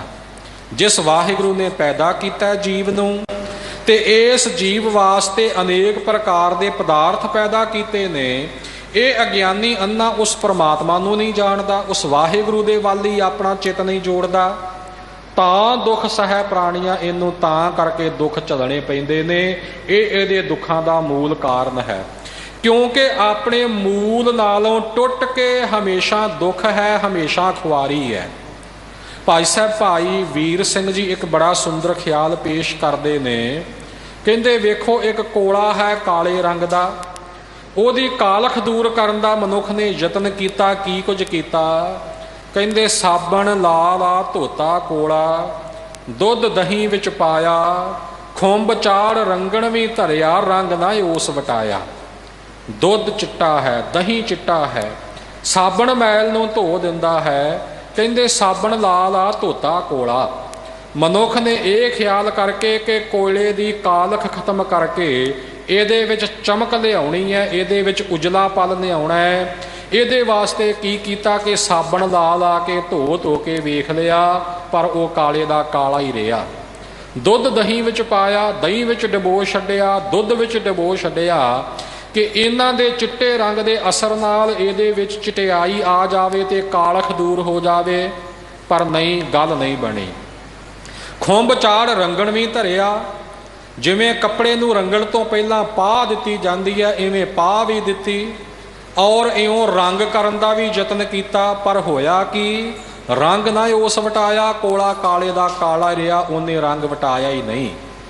ਹੁਣ ਕਾਰਨ ਲੱਭਣਾ ਪਵੇਗਾ ਕਿ ਇਹਦੇ ਵਿੱਚ ਕਾਲਖ ਕਿਉਂ ਹੈ, ਤੇ ਨਾਲ ਇਹ ਲੱਭਣਾ ਪਵੇਗਾ ਕਿ ਕਾਲਖ ਦੂਰ ਕਿਵੇਂ ਹੋਵੇਗੀ। ਭਾਈ ਸਾਹਿਬ ਜੀ ਕਹਿੰਦੇ ਵਿਛੜ ਕੇ ਕਾਲਖ ਸੀ ਆਈ, ਬਿਨ ਮਿਲਿਆ ਨਾ ਲੈਂਦੀ। ਆਪਣੇ ਅਸਲੇ ਨਾਲੋਂ, ਆਪਣੇ ਵਜੂਦ ਨਾਲੋਂ ਉਹ ਕੋਲਾ ਵਿਛੜ ਗਿਆ। ਉਹਦਾ ਵਜੂਦ ਕੀ ਹੈ? ਅੱਗ। ਅਗਨੀ ਵਿੱਚੋਂ ਹੀ ਪੈਦਾ ਹੋਇਆ ਹੈ ਨਾ, ਲੱਕੜ ਹੈ, ਸੋ ਉਹ ਥੋੜ੍ਹੀ ਧੁਖੀ ਹੈ ਅੱਗ ਦੇ ਵਿੱਚ, ਤਾਂ ਕੋਲੇ ਦਾ ਰੂਪ ਬਣੀ। ਪੱਥਰ ਦਾ ਕੋਲਾ ਹੈ, ਅੱਗ ਵਿੱਚ ਚਮਕਿਆ ਹੈ, ਪਰ ਬਾਹਰ ਹੋ ਕੇ ਫਿਰ ਕਾਲਾ ਹੋ ਗਿਆ। ਵਜੂਦ ਅੱਗ ਹੈ, ਅੱਗ ਤੋਂ ਪੈਦਾ ਹੁੰਦਾ ਹੈ। ਆਪਣੇ ਵਜੂਦ, ਆਪਣੇ ਅਸਲੇ ਤੋਂ ਵਿਛੜ ਗਿਆ, ਤਾਂ ਉਹਦੇ ਵਿੱਚ ਕਾਲਖ ਪੈ ਗਈ। ਕਿਸੇ ਵੀ ਯਤਨ ਨਾਲ ਓਨਾ ਚਿਰ ਦੂਰ ਨਹੀਂ ਹੋਣੀ ਜਿੰਨਾ ਚਿਰ ਆਪਣੇ ਅਸਲੇ ਦੇ ਨਾਲ ਮਿਲਾਪ ਨਹੀਂ ਹੁੰਦਾ।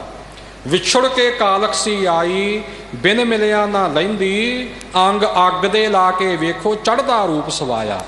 ਕੋਈ ਯਤਨ ਕਰਨ ਦੀ ਲੋੜ ਨਹੀਂ, ਕੇਵਲ ਕੋਇਲੇ ਨੂੰ ਅੱਗ ਦੀ ਲਾਟ ਦੇ ਨੇੜੇ ਲੈ ਜਾਓ, ਅੱਗ ਛੁਹਾ ਦਿਓ, ਐਨ ਉਸੇ ਵਕਤ ਉਹਨੂੰ ਦੂਣ ਸਵਾਇਆ ਰੂਪ ਚੜ ਜਾਵੇਗਾ, ਕਾਲਖ ਖਤਮ ਹੋ ਜਾਵੇਗੀ, ਉਹਦੇ ਵਿੱਚ ਚਮਕ ਦਮਕ ਆ ਜਾਵੇਗੀ, ਤੇਜ ਆ ਜਾਵੇਗਾ।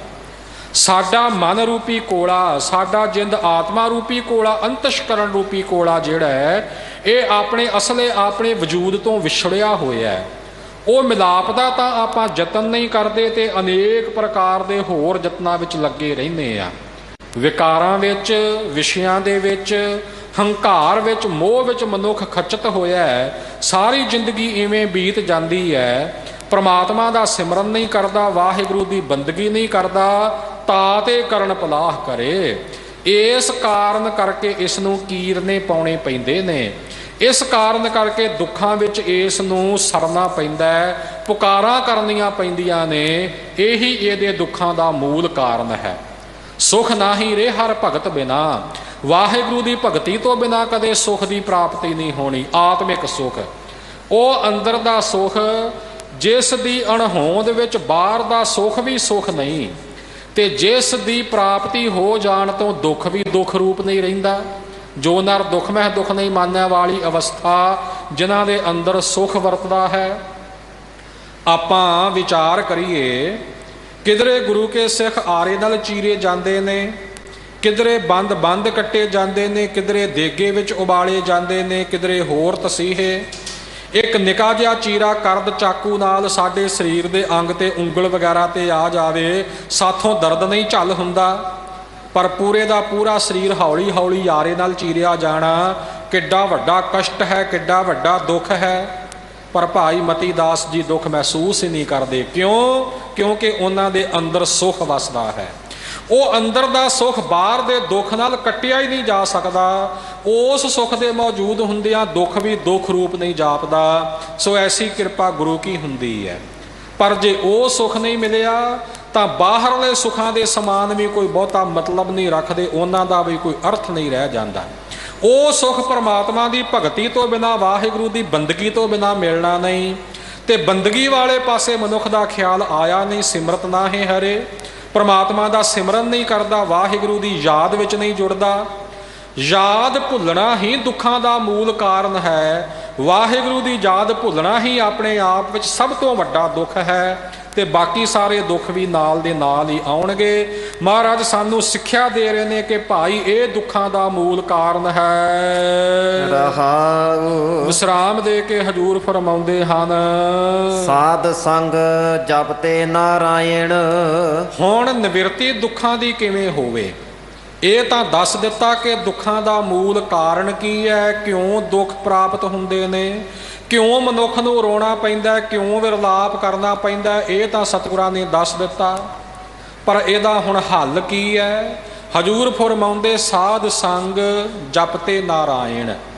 ਜੋ ਗੁਰਮੁਖ ਪਿਆਰੇ ਸਾਧ ਸੰਗਤ ਕਰਦੇ ਨੇ ਤੇ ਸਾਧ ਸੰਗਤ ਵਿੱਚ ਆ ਕੇ ਨਾਰਾਇਣ ਅਕਾਲ ਪੁਰਖ ਵਾਹਿਗੁਰੂ ਨੂੰ ਜਪਦੇ ਨੇ, ਪ੍ਰਮਾਤਮਾ ਦਾ ਸਿਮਰਨ ਕਰਦੇ ਹਨ, ਤਿਨ ਕੇ ਦੋਖ ਜਰੇ। ਉਹਨਾਂ ਦੇ ਜਿੰਨੇ ਵੀ ਦੋਖ ਨੇ, ਜਿੰਨੇ ਵੀ ਪਾਪ ਨੇ, ਜਿੰਨੇ ਵੀ ਕਲੂਖ ਨੇ, ਜਰੇ ਜਲ ਗਏ, ਭਾਵ ਸੜ ਗਏ, ਨਾਸ ਹੋ ਗਏ। ਵੱਡੇ ਵੱਡੇ ਦੁੱਖ, ਵੱਡੇ ਵੱਡੇ ਪਾਪ, ਵੱਡੇ ਵੱਡੇ ਕਲੇਸ਼ ਉਪਦਰਵ ਪ੍ਰਮਾਤਮਾ ਦਾ ਨਾਮ ਜਪਣ ਕਰਕੇ ਸੜ ਗਏ, ਖਤਮ ਹੋ ਗਏ। ਤਾਂ ਹੀ ਤਾਂ ਸਤਿਗੁਰਾਂ ਸਿੱਖਿਆ ਦਿੱਤੀ ਹੈ ਕਿ ਜੇ ਲੋੜ ਹੈ ਸਦਾ ਸੁਖ ਭਾਈ, ਸਾਧੂ ਸੰਗਤ ਗੁਰ ਹੈ ਬਤਾਈ। ਪ੍ਰੇਮੀਆਂ, ਜੇ ਸਦਾ ਸੁਖ ਚਾਹੁੰਦਾ ਹੈ ਤਾਂ ਸੁਖਾਂ ਦਾ ਮੂਲ ਅਸਥਾਨ ਸਾਧ ਸੰਗਤ ਹੈ। ਇਹ ਸਿੱਖਿਆ ਸਤਿਗੁਰੂ ਗਰੀਬ ਨਿਵਾਜ ਜੀ ਨੇ ਬਖਸ਼ੀ ਹੈ। ਜਾਓ ਸੁਖ ਕਉ ਚਾਹੈ ਸਦਾ, ਸਰਨ ਰਾਮ ਕੀ ਲੈ। ਜੇ ਸਦਾ ਸੁਖ ਪ੍ਰਾਪਤ ਕਰਨਾ ਚਾਹੁੰਦਾ, ਵਾਹਿਗੁਰੂ ਦੀ ਸ਼ਰਨ ਲੈ, ਗੁਰੂ ਕੀ ਸੰਗਤ ਵਿੱਚ ਆ। ਸਾਧ ਸੰਗਤ ਅਸਥਾਨ ਜਗਮਗ ਨੂਰ ਹੈ, ਲੱਖ ਲੱਖ ਸਸਿਅਰ ਭਾਨ ਕਿਰਨ ਠਰੂਰ ਹੈ। ਸਾਧ ਸੰਗਤ ਦੇ ਵਿੱਚੋਂ ਸ਼ਾਂਤੀ ਮਿਲਣੀ ਹੈ, ਸਾਧ ਸੰਗਤ ਵਿੱਚੋਂ ਸੁਖ ਦੀ ਪ੍ਰਾਪਤੀ ਹੋਣੀ ਹੈ। ਸਾਧ ਸੰਗਤ ਵਿੱਚ ਮਿਲ ਕੇ ਜੋ ਪਰਮਾਤਮਾ ਦਾ ਨਾਮ ਜਪਦੇ ਨੇ, ਉਹਨਾਂ ਦੇ ਦੋਸ਼ ਪਾਪ ਸਾਰੇ ਸੜ ਗਏ, ਮਿਟ ਗਏ, ਖਤਮ ਹੋ ਗਏ। ਉਹਨਾਂ ਦੇ ਸਾਰੇ ਦੁੱਖ ਮਿਟ ਗਏ। ਸਫਲ ਦੇਹ ਧਨ ਓਏ ਜਨਮੇ। ਜਿਨ੍ਹਾਂ ਨੇ ਸਾਧ ਸੰਗਤ ਕੀਤੀ ਔਰ ਵਾਹਿਗੁਰੂ ਦਾ ਨਾਮ ਜਪਿਆ, ਸਫਲ ਦੇਹ, ਉਹਨਾਂ ਦੀ ਇਹ ਮਨੁੱਖਾ ਦੇਹ ਹੀ ਸਫਲੀ ਹੋ ਗਈ। ਮਨੁੱਖਾ ਜੂਨ ਵਿੱਚ ਆਉਣਾ ਉਹਨਾਂ ਦਾ ਸਫਲ ਹੋ ਗਿਆ, ਕਿਉਂਕਿ ਮਨੁੱਖਾ ਦੇਹੀ ਦਾ ਜੋ ਮੂਲ ਮਕਸਦ ਹੈ, ਕਾਦੇ ਲਈ ਇਹ ਦੇਹੀ ਮਿਲੀ। ਆਪਾਂ ਰੋਜ਼ ਸ਼ਾਮ ਨੂੰ ਪੜ੍ਹਦੇ ਹਾਂ, ਭਈ ਪ੍ਰਾਪਤ ਮਾਨੁਖ ਦੇਹੁਰੀਆ, ਗੋਬਿੰਦ ਮਿਲਣ ਕੀ ਇਹ ਤੇਰੀ ਬਰੀਆ। ਭਾਈ ਇਹ ਮਨੁੱਖਾ ਦੇਹੀ ਤੈਨੂੰ ਜਿਹੜੀ ਪ੍ਰਾਪਤ ਹੋਈ ਹੈ ਨਾ, ਗੋਬਿੰਦ ਪ੍ਰਮਾਤਮਾ ਅਕਾਲ ਪੁਰਖ ਵਾਹਿਗੁਰੂ ਨੂੰ ਮਿਲਣ ਦੀ ਵਾਰੀ ਮਿਲੀ ਹੈ। ਭਾਵ ਕਿ 84 ਦੇ ਗੇੜੇ ਵਿੱਚੋਂ ਨਿਕਲ ਕੇ ਵਾਹਿਗੁਰੂ ਵਿੱਚ ਅਭੇਦ ਹੋਣ ਵਾਸਤੇ ਇਹ ਵਾਰੀ ਮਿਲੀ, ਇਹ ਸਮਾਂ ਹੱਥ ਆਇਆ। ਪਰਮਾਤਮਾ ਦੀ ਪ੍ਰਾਪਤੀ ਇਹ ਇਸ ਮਨੁੱਖਾ ਜਨਮ ਦਾ ਮਕਸਦ ਹੈ, ਆਤਮਾ ਦਾ ਪਰਮਾਤਮਾ ਦੇ ਨਾਲ ਮੇਲ। ਸੋ ਜਿਨ੍ਹਾਂ ਨੇ ਸਾਧ ਸੰਗਤ ਕੀਤੀ, ਜਿਨ੍ਹਾਂ ਨੇ ਵਾਹਿਗੁਰੂ ਨੂੰ ਜਪਿਆ, ਉਹਨਾਂ ਦੀ ਦੇਹ ਸਫਲ ਹੋਈ, ਉਹਨਾਂ ਦਾ ਆਉਣਾ ਸਫਲਾ ਹੋਇਆ। ਆਇਆ ਸਫਲ ਤਾਹੂ ਕੋ ਗਨੀਐ, ਜਾਸ ਰਸਨ ਹਰ ਹਰ ਦਸ ਭਨੀਐ। ਉਸ ਮਨੁੱਖ ਦਾ ਹੀ ਦੁਨੀਆ ਤੇ ਆਉਣਾ ਸਫਲ ਹੋਇਆ ਹੈ, ਜਿਸ ਦੀ ਰਸਨਾ ਹਰ ਵੇਲੇ ਵਾਹਿਗੁਰੂ ਦੇ ਨਾਮ ਦਾ ਉਚਾਰਨ ਕਰਦੀ ਹੈ। ਉਹ ਵਡਭਾਗੀ ਜਨ ਜੋ ਕਿ ਆਏ ਬਸਹਿ ਸਾਧੂ ਕੈ ਸੰਗੇ, ਅਨ ਦਿਨ ਨਾਮ ਤੇ ਆਵਹਿ ਰੰਗੇ। ਜੋ ਸਾਧ ਸੰਗਤ ਵਿੱਚ ਆ ਕੇ ਵਸਦੇ ਨੇ ਤੇ ਪ੍ਰੇਮ ਦੇ ਨਾਲ ਵਾਹਿਗੁਰੂ ਦੇ ਨਾਮ ਨੂੰ ਇੱਕ ਰਸ ਧਿਆਉਂਦੇ ਨੇ, ਉਹਨਾਂ ਦਾ ਆਉਣਾ ਸਫਲਾ। ਆਵਤ ਸੋ ਜਨ ਨਾਮਹਿ ਰਾਤਾ, ਜਾ ਕਉ ਦਇਆ ਮਇਆ ਵਿਧਾਤਾ। ਹਜੂਰ ਫਰਮਾਨ ਕਰਦੇ ਨੇ, ਦੁਨੀਆ ਤੇ ਆ ਕੇ ਉਹ ਪ੍ਰਮਾਤਮਾ ਦੇ ਨਾਮ ਦੀ ਰੰਗਣ ਵਿੱਚ ਰੰਗਿਆ ਗਿਆ ਹੈ, ਜਿਸ ਉੱਪਰ ਅਕਾਲ ਪੁਰਖ ਵਾਹਿਗੁਰੂ ਨੇ ਤਰਸ ਕਰਕੇ ਆਪਣੀ ਕਿਰਪਾ ਆਪ ਕੀਤੀ ਹੈ। ਤੇ ਫਿਰ ਇੱਕ ਹੈ ਆਵਨ, ਫਿਰ ਜੋਨ ਨਾ ਆਇਆ।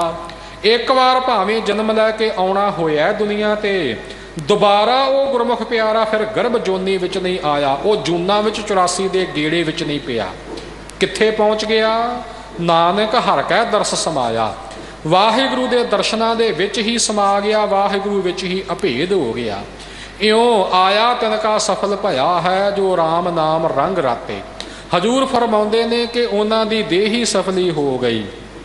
ਧਨ ਹੋਏ ਜਨਮੇ, ਉਹਨਾਂ ਦਾ ਦੁਨੀਆ ਤੇ ਜਨਮ ਲੈ ਕੇ ਆਉਣਾ ਧਨ ਹੋ ਗਿਆ। ਪ੍ਰਭ ਕੈ ਸੰਗ ਰਲੇ, ਉਹ ਗੁਰਮੁਖ ਪਿਆਰੇ ਪ੍ਰਭੂ ਪਰਮਾਤਮਾ ਦੇ ਨਾਲ ਰਲ ਗਏ, ਭਾਵ ਇੱਕ ਮਿਕ ਹੋ ਗਏ। ਜਿਉਂ ਜਲ ਮਹਿ ਜਲ ਆਏ ਖਟਾਨਾ, ਤਿਉਂ ਜੋਤੀ ਸੰਗ ਜੋਤ ਸਮਾਨਾ। ਮਿਟ ਗਏ ਗਮਨ ਪਾਏ ਵਿਸਰਾਮ, ਨਾਨਕ ਪ੍ਰਭ ਕੈ ਸਦ ਕੁਰਬਾਨ।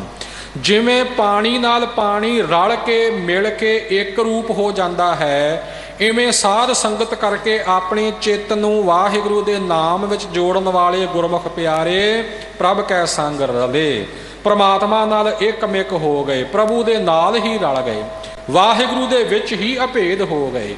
ਜੀਵਨ ਮੁਕਤੀ ਦੀ ਦਾਤ ਪ੍ਰਾਪਤ ਹੋ ਗਈ, ਜਿਉਂਦਿਆਂ ਹੀ ਮੁਕਤ ਨੇ ਗੁਰਮੁਖ ਪਿਆਰੇ। ਸੋ ਇਉਂ ਵਾਹਿਗੁਰੂ ਦੇ ਨਾਲ ਉਹ ਇੱਕ ਮਿਕ ਹੋ ਜਾਂਦੇ ਨੇ, ਕੋਈ ਭਿੰਨ ਭੇਦ ਨਹੀਂ, ਕੋਈ ਫਰਕ ਨਹੀਂ। ਤੇ ਜਦੋਂ ਸੁਖ ਰੂਪ ਵਾਹਿਗੁਰੂ ਦੇ ਨਾਲ ਇੱਕ ਮਿਕ ਹੋ ਗਏ ਤਾਂ ਫਿਰ ਦੁੱਖ ਕਿੱਥੇ ਰਹਿਣਾ ਹੈ? ਜਿੱਥੇ ਸੁਖ ਹੈ ਉੱਥੇ ਦੁੱਖ ਨਹੀਂ, ਜਿੱਥੇ ਦਿਨ ਹੈ ਉੱਥੇ ਰਾਤ ਨਹੀਂ, ਜਿੱਥੇ ਚਾਨਣ ਹੈ ਉੱਥੇ ਹਨੇਰਾ ਨਹੀਂ। ਇਉਂ ਅਗਿਆਨਤਾ ਦਾ ਹਨੇਰਾ ਦੂਰ ਹੋ ਗਿਆ ਜਦੋਂ ਆਤਮਿਕ ਗਿਆਨ ਦਾ ਚਾਨਣ ਮਨ ਦੇ ਅੰਦਰ ਹੋਇਆ। ਸੁਖ ਰੂਪ ਵਾਹਿਗੁਰੂ ਹਿਰਦੇ ਵਿੱਚ ਆ ਵਸਿਆ ਤਾਂ ਦੁੱਖ ਸਾਰੇ ਖਤਮ ਹੋ ਗਏ, ਦੂਰ ਹੋ ਗਏ। ਸੰਸਾਰ ਵਿੱਚ ਜੀਵਨ ਵਿੱਚ ਵੀ ਸੁਖ ਦੀ ਪ੍ਰਾਪਤੀ, ਤੇ ਇਉਂ ਆਤਮਾ ਪਰਮਾਤਮਾ ਵਿੱਚ ਲੀਨ ਹੋ ਗਈ, ਪ੍ਰਭੂ ਦੇ ਨਾਲ ਰਲ ਗਏ, ਇੱਕ ਮਿਕ ਹੋ ਗਏ। ਉਹ ਅਵਸਥਾ ਜਿਸ ਬਾਰੇ ਸੋਰਠ ਰਾਗ ਵਿੱਚ ਪੰਚਮ ਪਾਤਸ਼ਾਹ ਜੀ ਫਰਮਾਨ ਕਰਦੇ ਨੇ, ਆਗੈ ਸੁਖ ਮੇਰੇ ਮੀਤਾ, ਪਾਛੇ ਆਨੰਦ ਪ੍ਰਭ ਕੀਤਾ। ਅੱਗੇ ਪ੍ਰਲੋਕ ਵਿੱਚ ਵੀ ਉਹਨਾਂ ਨੂੰ ਸੁਖ ਦੀ ਪ੍ਰਾਪਤੀ ਹੈ, ਤੇ ਪਿੱਛੇ ਇਸ ਮਾਤ ਲੋਕ ਵਿੱਚ ਵੀ ਵਾਹਿਗੁਰੂ ਨੇ ਸੁਖ ਹੀ ਸੁਖ ਵਰਤਾਇਆ ਹੈ। ਇਉਂ ਪ੍ਰਮਾਤਮਾ ਦੇ ਨਾਲ ਹੀ ਗੁਰਮੁਖ ਪਿਆਰੇ ਰਲ ਗਏ ਹਨ। ਚਾਰ ਪਦਾਰਥ ਅਸ਼ਟ ਦਸਾਂ ਸਿੱਧ, ਚਾਰ ਪਦਾਰਥ ਕੁੱਲ ਦੁਨੀਆ ਦੇ ਜਿਹੜੇ ਸੁਖ ਨੇ, ਕੁੱਲ ਆਨੰਦ ਨੇ, ਕੁੱਲ ਪਦਾਰਥ ਨੇ, ਮੁੱਖ ਤੌਰ ਤੇ ਇਹਨਾਂ ਚਾਰ ਪਦਾਰਥਾਂ ਵਿੱਚ ਆ ਜਾਂਦੇ ਨੇ। ਧਰਮ, ਅਰਥ, ਕਾਮ, ਮੋਖ, ਇਹ ਚਾਰ ਪਦਾਰਥ ਕਹੇ ਜਾਂਦੇ ਨੇ। ਧਰਮ ਦੀ ਪ੍ਰਾਪਤੀ ਜੀਵਨ ਅੰਦਰ ਵੱਡਿਆਂ ਭਾਗਾਂ ਵਾਲਿਆਂ ਨੂੰ ਹੁੰਦੀ ਹੈ। ਬਹੁਤੇ ਲੋਕ ਤਾਂ ਧਰਮ ਤੋਂ ਖਾਲੀ ਤੁਰੇ ਫਿਰਦੇ ਨੇ, ਤੇ ਕਈ ਸਾਡੇ ਵਰਗੇ ਐਸੇ ਨੇ ਜੋ ਧਰਮੀ ਹੋਣ ਦਾ ਦਿਖਾਵਾ ਤਾਂ ਭਾਵੇਂ ਕਰਦੇ ਨੇ, ਪਰ ਧਰਮ ਅਸਲ ਵਿੱਚ ਪੱਲੇ ਨਹੀਂ। ਧਰਮ ਰੂਪੀ ਪਦਾਰਥ ਜਿਹੜਾ ਮੁੱਖ ਪਦਾਰਥ ਹੈ, ਸਭ ਤੋਂ ਮਹਾਨ, ਵਾਹਿਗੁਰੂ ਦੀ ਕਿਰਪਾ ਨਾਲ ਹੀ ਪ੍ਰਾਪਤ ਹੁੰਦਾ ਹੈ। ਦੂਸਰਾ ਅਰਥ ਹੈ ਜਿਸ ਦੇ ਪਿੱਛੇ ਕੁੱਲ ਦੁਨੀਆ ਦੌੜੀ ਭੱਜੀ ਫਿਰਦੀ ਹੈ। ਅਰਥ ਤੋਂ ਭਾਵ ਹੈ ਧਨ, ਦੌਲਤ, ਜ਼ਮੀਨ, ਜਾਇਦਾਦ ਇਤਿਆਦਿਕ। ਇਸੇ ਲਈ ਜਿਹੜਾ ਦੌਲਤ ਦਾ ਪੱਖ ਹੋਵੇ, ਧਨ ਦਾ ਪੱਖ ਹੋਵੇ, ਇਸ ਨੂੰ ਆਰਥਿਕ ਪੱਖ ਕਿਹਾ ਜਾਂਦਾ ਹੈ। ਅਰਥ ਦਾ ਭਾਵ ਹੈ ਧਨ, ਦੌਲਤ। ਕਾਮ ਦਾ ਅਰਥ ਹੈ ਕਾਮਨਾਵਾਂ ਦੀ ਪੂਰਤੀ। ਕਾਮ ਕਾਮ ਸਭ ਕੋ ਕਹੈ, ਕਾਮ ਨਾ ਜਾਣੈ ਕੋਏ, ਜੇਤੀ ਮਨ ਕੀ ਕਾਮਨਾ, ਕਾਮ ਕਹਾਵੈ ਸੋਏ। ਮਨ ਦੀਆਂ ਜਿਹੜੀਆਂ ਕਾਮਨਾਵਾਂ, ਇੱਛਾਵਾਂ ਹਨ, ਇਹਨਾਂ ਨੂੰ ਕਾਮ ਕਿਹਾ ਜਾਂਦਾ ਹੈ। ਤੇ ਚੌਥਾ ਪਦਾਰਥ ਜਿਹੜਾ ਹੈ ਉਹ ਹੈ ਮੋਖ। ਮੋਖ ਤੋਂ ਭਾਵ ਹੈ ਮੁਕਤੀ, ਔਗੁਣਾਂ ਤੋਂ ਮੁਕਤੀ, ਵਿਕਾਰਾਂ ਤੋਂ ਮੁਕਤੀ। ਔਰ ਜਿਹੜਾ ਸਨਾਤਨ ਮਤ ਮੁਤਾਬਕ ਮੁਕਤੀ ਦਾ ਸੰਕਲਪ ਹੈ, ਉਹ ਸਵਰਗ ਬੈਕੁੰਠ ਧਾਮ ਦੀਆਂ 4 ਮੁਕਤੀਆਂ ਕਹੀਆਂ ਜਾਂਦੀਆਂ। ਸਲੋਕ, ਸਰੂਪ, ਸਾਮੀਪ, ਸਾਜੁਜ, ਇਹ 4 ਮੁਕਤੀਆਂ ਕਹੀਆਂ ਜਾਂਦੀਆਂ ਨੇ। ਇਹਨਾਂ ਦੀ ਅੱਗੇ ਵਿਆਖਿਆ ਹੈ, ਰਹੋ ਵਿਚਾਰ। ਸੋ ਇਹ ਜਿਹੜੇ 4 ਪਦਾਰਥ ਹਨ, ਇਹਨਾਂ ਪਿੱਛੇ ਕੁੱਲ ਦੁਨੀਆ ਦੌੜੀ ਭੱਜੀ ਫਿਰਦੀ ਹੈ। ਔਰ ਫਿਰ ਅਸ਼ਟ ਦਸਾ ਸਿੱਧ, 8 ਅਤੇ 10, 18 ਸਿੱਧੀਆਂ। ਸਿੱਧੀਆਂ ਕਹਿੰਦੇ ਨੇ ਵਿਸ਼ੇਸ਼ ਸ਼ਕਤੀਆਂ ਨੂੰ, ਜਿਨ੍ਹਾਂ ਨੂੰ ਕਰਾਮਾਤਾਂ ਕਿਹਾ ਜਾਂਦਾ ਹੈ, ਜਿਨ੍ਹਾਂ ਨੂੰ ਚਮਤਕਾਰ ਕਿਹਾ ਜਾਂਦਾ ਹੈ। ਵਿਸ਼ੇਸ਼ ਪ੍ਰਕਾਰ ਦੀਆਂ ਆਤਮਿਕ ਸ਼ਕਤੀਆਂ ਦੀ ਪ੍ਰਾਪਤੀ ਹੋਣੀ। 8 ਇਹ ਮੁੱਖ ਕਹੀਆਂ ਜਾਂਦੀਆਂ ਨੇ, ਤੇ 10 ਜਿਹੜੀਆਂ ਨੇ ਇਹ ਗੌਣ ਕਹੀਆਂ ਜਾਂਦੀਆਂ। 8 ਤੇ 10, 18 ਸਿੱਧੀਆਂ ਕਹੀਆਂ ਜਾਂਦੀਆਂ। ਇਹਨਾਂ ਸਿੱਧੀਆਂ ਦੀ ਪ੍ਰਾਪਤੀ ਕਰਨ ਵਾਸਤੇ ਵੀ ਲੋਕ ਅਨੇਕ ਪ੍ਰਕਾਰ ਦੇ ਯਤਨ ਕਰਦੇ ਨੇ। ਜੋਗੀ ਜਿਹੜੇ ਨੇ ਇਹ ਪਾਉਣ ਨੂੰ ਰੋਕ ਕੇ ਦਸਮ ਦੁਆਰੇ ਬਿਰਤੀ ਚੜਾ ਕੇ ਯੋਗਾ ਅਭਿਆਸ ਕਰਦੇ ਨੇ ਸਿੱਧੀਆਂ ਦੀ ਸ਼ਕਤੀਆਂ ਦੀ ਪ੍ਰਾਪਤੀ ਵਾਸਤੇ। ਕੋਈ ਮੰਤਰਾਂ ਦਾ ਜਾਪ ਕਰਦਾ ਹੈ, ਕੋਈ ਕਿਸੇ ਪ੍ਰਕਾਰ ਤਪੱਸਿਆ ਕਰਦਾ ਹੈ ਕਿ ਮੈਨੂੰ ਕੋਈ ਖਾਸ ਸਿੱਧੀ ਪ੍ਰਾਪਤ ਹੋ ਜਾਵੇ, ਕੋਈ ਸ਼ਕਤੀ ਮਿਲ ਜਾਵੇ। ਸੋ ਇਹਨਾਂ ਸਿੱਧੀਆਂ ਦੀ ਪ੍ਰਾਪਤੀ ਵਾਸਤੇ ਵੀ ਯਤਨਸ਼ੀਲ ਹੁੰਦੇ ਹਨ। ਸਭ ਉਪਰ ਸਾਧ ਭਲੇ, ਪਰ ਇਹ 4 ਪਦਾਰਥ ਤੇ 18 ਸਿੱਧੀਆਂ ਇਤਿਆਦਿਕ ਜਿਹੜੀਆਂ ਕਹੀਆਂ ਜਾਂਦੀਆਂ ਨੇ ਨਾ, ਸਭ ਉਪਰ ਸਾਧ ਭਲੇ। ਇਹਨਾਂ ਸਾਰੀਆਂ ਨੇਮਤਾਂ ਤੋਂ ਉੱਪਰ ਨੇ ਪ੍ਰਮਾਤਮਾ ਦੇ ਸਾਜੇ ਨਿਵਾਜੇ ਸਾਧੂ ਜਨ, ਜੋ ਭਲੇ ਹਨ, ਚੰਗੇ ਹਨ, ਸ੍ਰੇਸ਼ਟ ਹਨ। ਉਹ ਇਹਨਾਂ ਸਾਰਿਆਂ ਤੋਂ ਹੀ ਉੱਪਰ ਨੇ। ਭਾਵ ਕਿ ਰਿੱਧੀਆਂ ਸਿੱਧੀਆਂ ਤੇ ਹੋਰ ਅਨੇਕਾਂ ਪਦਾਰਥਾਂ ਪਿੱਛੇ ਦੌੜਨ ਦੀ ਬਜਾਏ ਪ੍ਰਭੂ ਦੇ ਪਿਆਰੇ ਜਿਹੜੇ ਸਾਧੂ ਜਨ ਹਨ, ਉਹਨਾਂ ਦੀ ਸੰਗਤ ਕਰੀਏ, ਉਹਨਾਂ ਦਾ ਲੜ ਪਕੜੀਏ। ਸਾਧੂ ਜਨਾਂ ਦੀ ਬਿਰਤੀ ਇਹਨਾਂ ਸਾਰਿਆਂ ਤੋਂ ਉੱਪਰ ਹੁੰਦੀ ਹੈ। ਅੱਜ ਕੱਲ੍ਹ ਤਾਂ ਸਾਧ ਲਫ਼ਜ਼ ਨੂੰ ਆਪਾਂ ਘਿਰਣਾ ਦਾ ਪਾਤਰ ਬਣਾ ਛੱਡਿਆ ਹੋਇਆ। ਜਿਸ ਨੂੰ ਘਿਰਣਾ ਦੇ ਨਾਲ, ਨਫ਼ਰਤ ਨਾਲ ਬੁਲਾਉਣਾ ਹੋਵੇ, ਉਹਨੂੰ ਆਪਾਂ ਸਾਧ ਕਹਿ ਕੇ ਬੁਲਾ ਦਿੰਦੇ ਹਾਂ ਕਿ ਇਹ ਸਾਧ ਜੇ ਤੁਰੇ ਫਿਰਦੇ ਨੇ। ਪਰ ਨਹੀਂ ਸਾਧ ਸੰਗਤ ਜੀ, ਸਾਧ ਲਫ਼ਜ਼ ਬੜਾ ਪਵਿੱਤਰ ਹੈ, ਬਹੁਤ ਮਹਾਨ ਹੈ, ਬੜਾ ਉੱਤਮ ਹੈ। ਹਾਂ, ਪਖੰਡੀਆਂ ਨੇ ਭਾਵੇਂ ਇਸ ਨੂੰ ਬਦਨਾਮ ਕਰ ਛੱਡਿਆ ਹੈ, ਪਰ ਅਸਲ ਵਿੱਚ ਇਹ ਲਫ਼ਜ਼ ਬੜਾ ਉੱਚਾ ਹੈ। ਭਾਈ ਗੁਰਦਾਸ ਜੀ ਫਰਮਾਉਂਦੇ, ਸਾਧ ਬਣਨਾ ਕੋਈ ਸੌਖਾ ਨਹੀਂ। ਉਦਾਹਰਣਾਂ ਦੇ ਦੇ ਕੇ ਸਮਝਾਉਂਦੇ ਨੇ, ਜੈਸੇ ਅਨਾਦ ਆਦ ਅੰਤ ਪ੍ਰਯੰਤ ਹੰਤ, ਸਗਲ ਸੰਸਾਰ ਕੋ ਆਧਾਰ ਭਇਓ ਵਾਹੀ ਸੈ।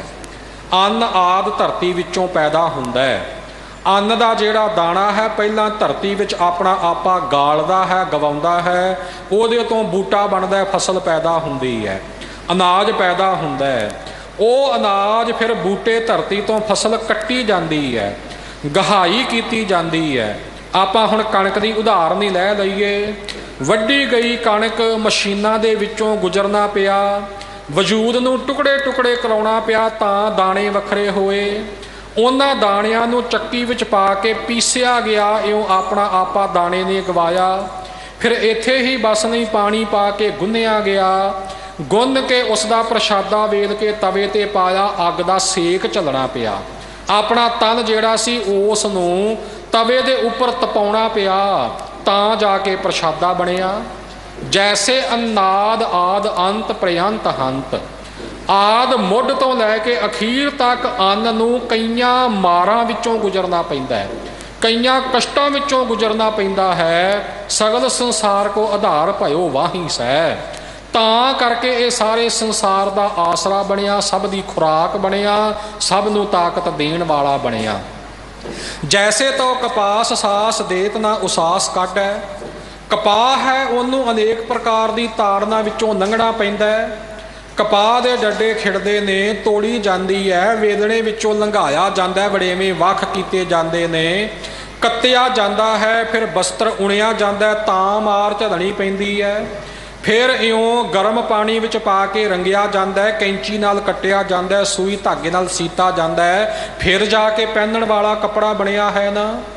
ਸੋ ਜੈਸੇ ਤੋ ਕਪਾਸ ਸਾਸ ਦੇਤ ਨਾ ਉਸਾਸ ਕੱਢੈ। ਕਪਾਹ ਅਨੇਕ ਪ੍ਰਕਾਰ ਦੀਆਂ ਸਾਸਨਾ ਦੇਣ ਤੋਂ, ਅਨੇਕ ਪ੍ਰਕਾਰ ਦੀ ਤਾੜਨਾ ਕੀਤੇ ਜਾਣ ਤੋਂ ਵੀ ਇਤਰਾਜ਼ ਨਹੀਂ ਕਰਦੀ, ਸਾਹ ਨਹੀਂ ਕੱਢਦੀ। ਜਗਤ ਕੀ ਓਟ ਪਏ ਅੰਬਰ ਦਿਵਾਹੀ ਸੈ, ਤਾਂ ਉਹ ਜਗਤ ਦਾ ਕੱਪੜਾ ਰੂਪ ਬਣ ਕੇ ਅੰਬਰ ਓਟ ਬਣੀ, ਭਾਵ ਆਸਰਾ ਬਣੀ, ਤੇ ਸਰੀਰ ਦੀ ਪੱਤ ਢੱਕਣ ਦੇ ਯੋਗ ਹੋਈ, ਤਾਂ ਕਰਕੇ ਉਸ ਨੂੰ ਇਹ ਪ੍ਰਾਪਤੀ ਹੋਈ। ਤੀਸਰਾ ਬਚਨ ਭਾਈ ਸਾਹਿਬ ਜੀ ਕਹਿੰਦੇ, ਜੈਸੇ ਆਪਾ ਖੋਏ ਜਲ ਮਿਲੈ ਸਭ ਬਰਨ ਮੈਂ। ਆਪਾ ਭਾਵ ਗਵਾ ਕੇ ਪਾਣੀ ਸਾਰੇ ਰੰਗਾਂ ਵਿੱਚ ਮਿਲ ਜਾਂਦਾ ਹੈ ਤੇ ਨਿਮਰਤਾ ਵਿੱਚ ਰਹਿੰਦਾ ਹੈ। ਖਾਗ ਮ੍ਰਿਗ ਮਾਨਸ ਤ੍ਰਿਪਤ ਗਤ ਜਾਹੀ ਸੈ, ਤਾਂ ਕਰਕੇ ਉਹ ਸਾਰੇ ਜੀਵਾਂ ਦੀ ਪਿਆਸ ਮਿਟਾਉਣ ਦੇ ਸਮਰੱਥ ਹੁੰਦਾ ਹੈ। ਤੈਸੇ ਮਨ ਸਾਧ ਸਾਧ ਸਾਧਨਾ ਕੈ ਸਾਧ ਭਏ। ਇਉਂ ਹੀ ਆਪਣੇ ਮਨ ਨੂੰ ਔਗਣਾ ਵੱਲੋਂ, ਵਿਕਾਰਾਂ ਵੱਲੋਂ, ਚੰਚਲਤਾਈ ਵੱਲੋਂ ਸਾਧ ਕੇ, ਵਿਸ਼ਿਆਂ ਵਿਕਾਰਾਂ ਵੱਲੋਂ ਸਾਧ ਕੇ, ਭਾਉ ਭਗਤੀ ਦੀ ਸਾਧਨਾ ਕਮਾਈ ਕਰਕੇ, ਬੜੀ ਮਿਹਨਤ ਮੁਸ਼ੱਕਤ ਤੇ ਬਾਅਦ ਫਿਰ ਕੋਈ ਸਾਧ ਬਣਦਾ, ਐਵੇਂ ਸਾਧ ਨਹੀਂ ਬਣਿਆ ਜਾਂਦਾ। ਤੇ ਜਦੋਂ ਕੋਈ ਸਾਧ ਪਦਵੀ ਤੇ ਗੁਰੂ ਕੀ ਕਿਰਪਾ ਦੇ ਨਾਲ ਪਹੁੰਚ ਜਾਵੇ, ਯਾਹੀ ਤੇ ਸਕਲ ਕੋ ਉਧਾਰ ਅਵਗਾਹੀ ਸੈ, ਤਾਂ ਕਰਕੇ ਫਿਰ ਬਾਕੀ ਸਾਰਿਆਂ ਦਾ ਉਧਾਰ ਕਰਨ ਦੀ ਤਾਕਤ ਪ੍ਰਾਪਤ ਹੁੰਦੀ ਹੈ। ਇਉਂ ਸਾਧੂ ਬਣਨਾ ਸੌਖਾ ਨਹੀਂ। ਸਭ ਉੱਪਰ ਸਾਧ ਭਲੇ, ਦੁਨੀਆ ਦੇ ਜਿੰਨੇ ਵੀ ਕੀਮਤੀ ਪਦਾਰਥ ਨੇ, ਸਾਧੂ ਜਨਾਂ ਦੀ ਬਿਰਤੀ ਸਾਰਿਆਂ ਤੋਂ ਉੱਪਰ ਹੈ, ਔਰ ਉਹਨਾਂ ਦਾ ਜਿਹੜਾ ਦਰਜਾ ਹੈ ਉਹ ਵੀ ਸਭ ਤੋਂ ਸ੍ਰੇਸ਼ਟ ਹੈ, ਮਹਾਨ ਹੈ। ਨਾਨਕ ਦਾਸ ਧੂਰ ਜਨ ਬੰਛੈ। ਅਖੀਰਲੀ ਪੰਕਤੀ ਵਿੱਚ ਹਜੂਰ ਫਰਮਾਨ ਕਰਦੇ ਨੇ ਕਿ ਅਸੀਂ ਤਾਂ ਦਾਸਾ ਭਾਵ ਧਾਰਨ ਕਰਕੇ ਐਸੇ ਸਾਧੂ ਜਨਾਂ ਗੁਰਮੁਖਾਂ ਪਿਆਰਿਆਂ ਦੀ ਚਰਨ ਧੂੜ ਚਾਹੁੰਦੇ ਹਾਂ। ਉਦਰਹਿ ਲਾਗ ਪੱਲੇ। ਐਸੇ ਗੁਰਮੁਖਾਂ ਪਿਆਰਿਆਂ ਦੇ ਪੱਲੇ ਜੇ ਲੱਗ ਜਾਈਏ ਤਾਂ ਉਧਰ ਜਾਈਦਾ ਹੈ, ਸੰਸਾਰ ਤੋਂ ਪਾਰ ਉਤਾਰਾ ਹੋ ਜਾਂਦਾ ਹੈ। ਪੰਡਿਤ ਸੂਰ ਛਤਰਪਤ ਰਾਜਾ ਭਗਤ ਬਰਾਬਰ ਔਰ ਨਾ ਕੋਏ। ਵਾਹਿਗੁਰੂ ਦੇ ਭਗਤਾਂ ਸਾਧੂ ਜਨਾਂ ਦੇ ਬਰਾਬਰ ਹੋਰ ਕੋਈ ਵੀ ਨਹੀਂ। ਤੇ ਜੋ ਮਹਾਰਾਜ ਨੇ ਪਿਛਲੀ ਪੰਕਤੀ ਵਿੱਚ ਬਚਨ ਕੀਤਾ, ਚਾਰ ਪਦਾਰਥ ਅਤੇ ਸਿੱਧੀਆਂ ਦਾ, ਸਾਧੂ ਜਨਾਂ ਦੀ ਸੁਰਤ ਇਹਨਾਂ ਨਾਲੋਂ ਵੀ ਉੱਚੀ ਤੇ ਕੀਮਤੀ ਹੁੰਦੀ ਹੈ। ਚਾਰ ਪਦਾਰਥ ਆਖੀਆਂ ਸਤਿਗੁਰ ਦੇ, ਨਾ ਗੁਰਸਿੱਖ ਮੰਗੈ।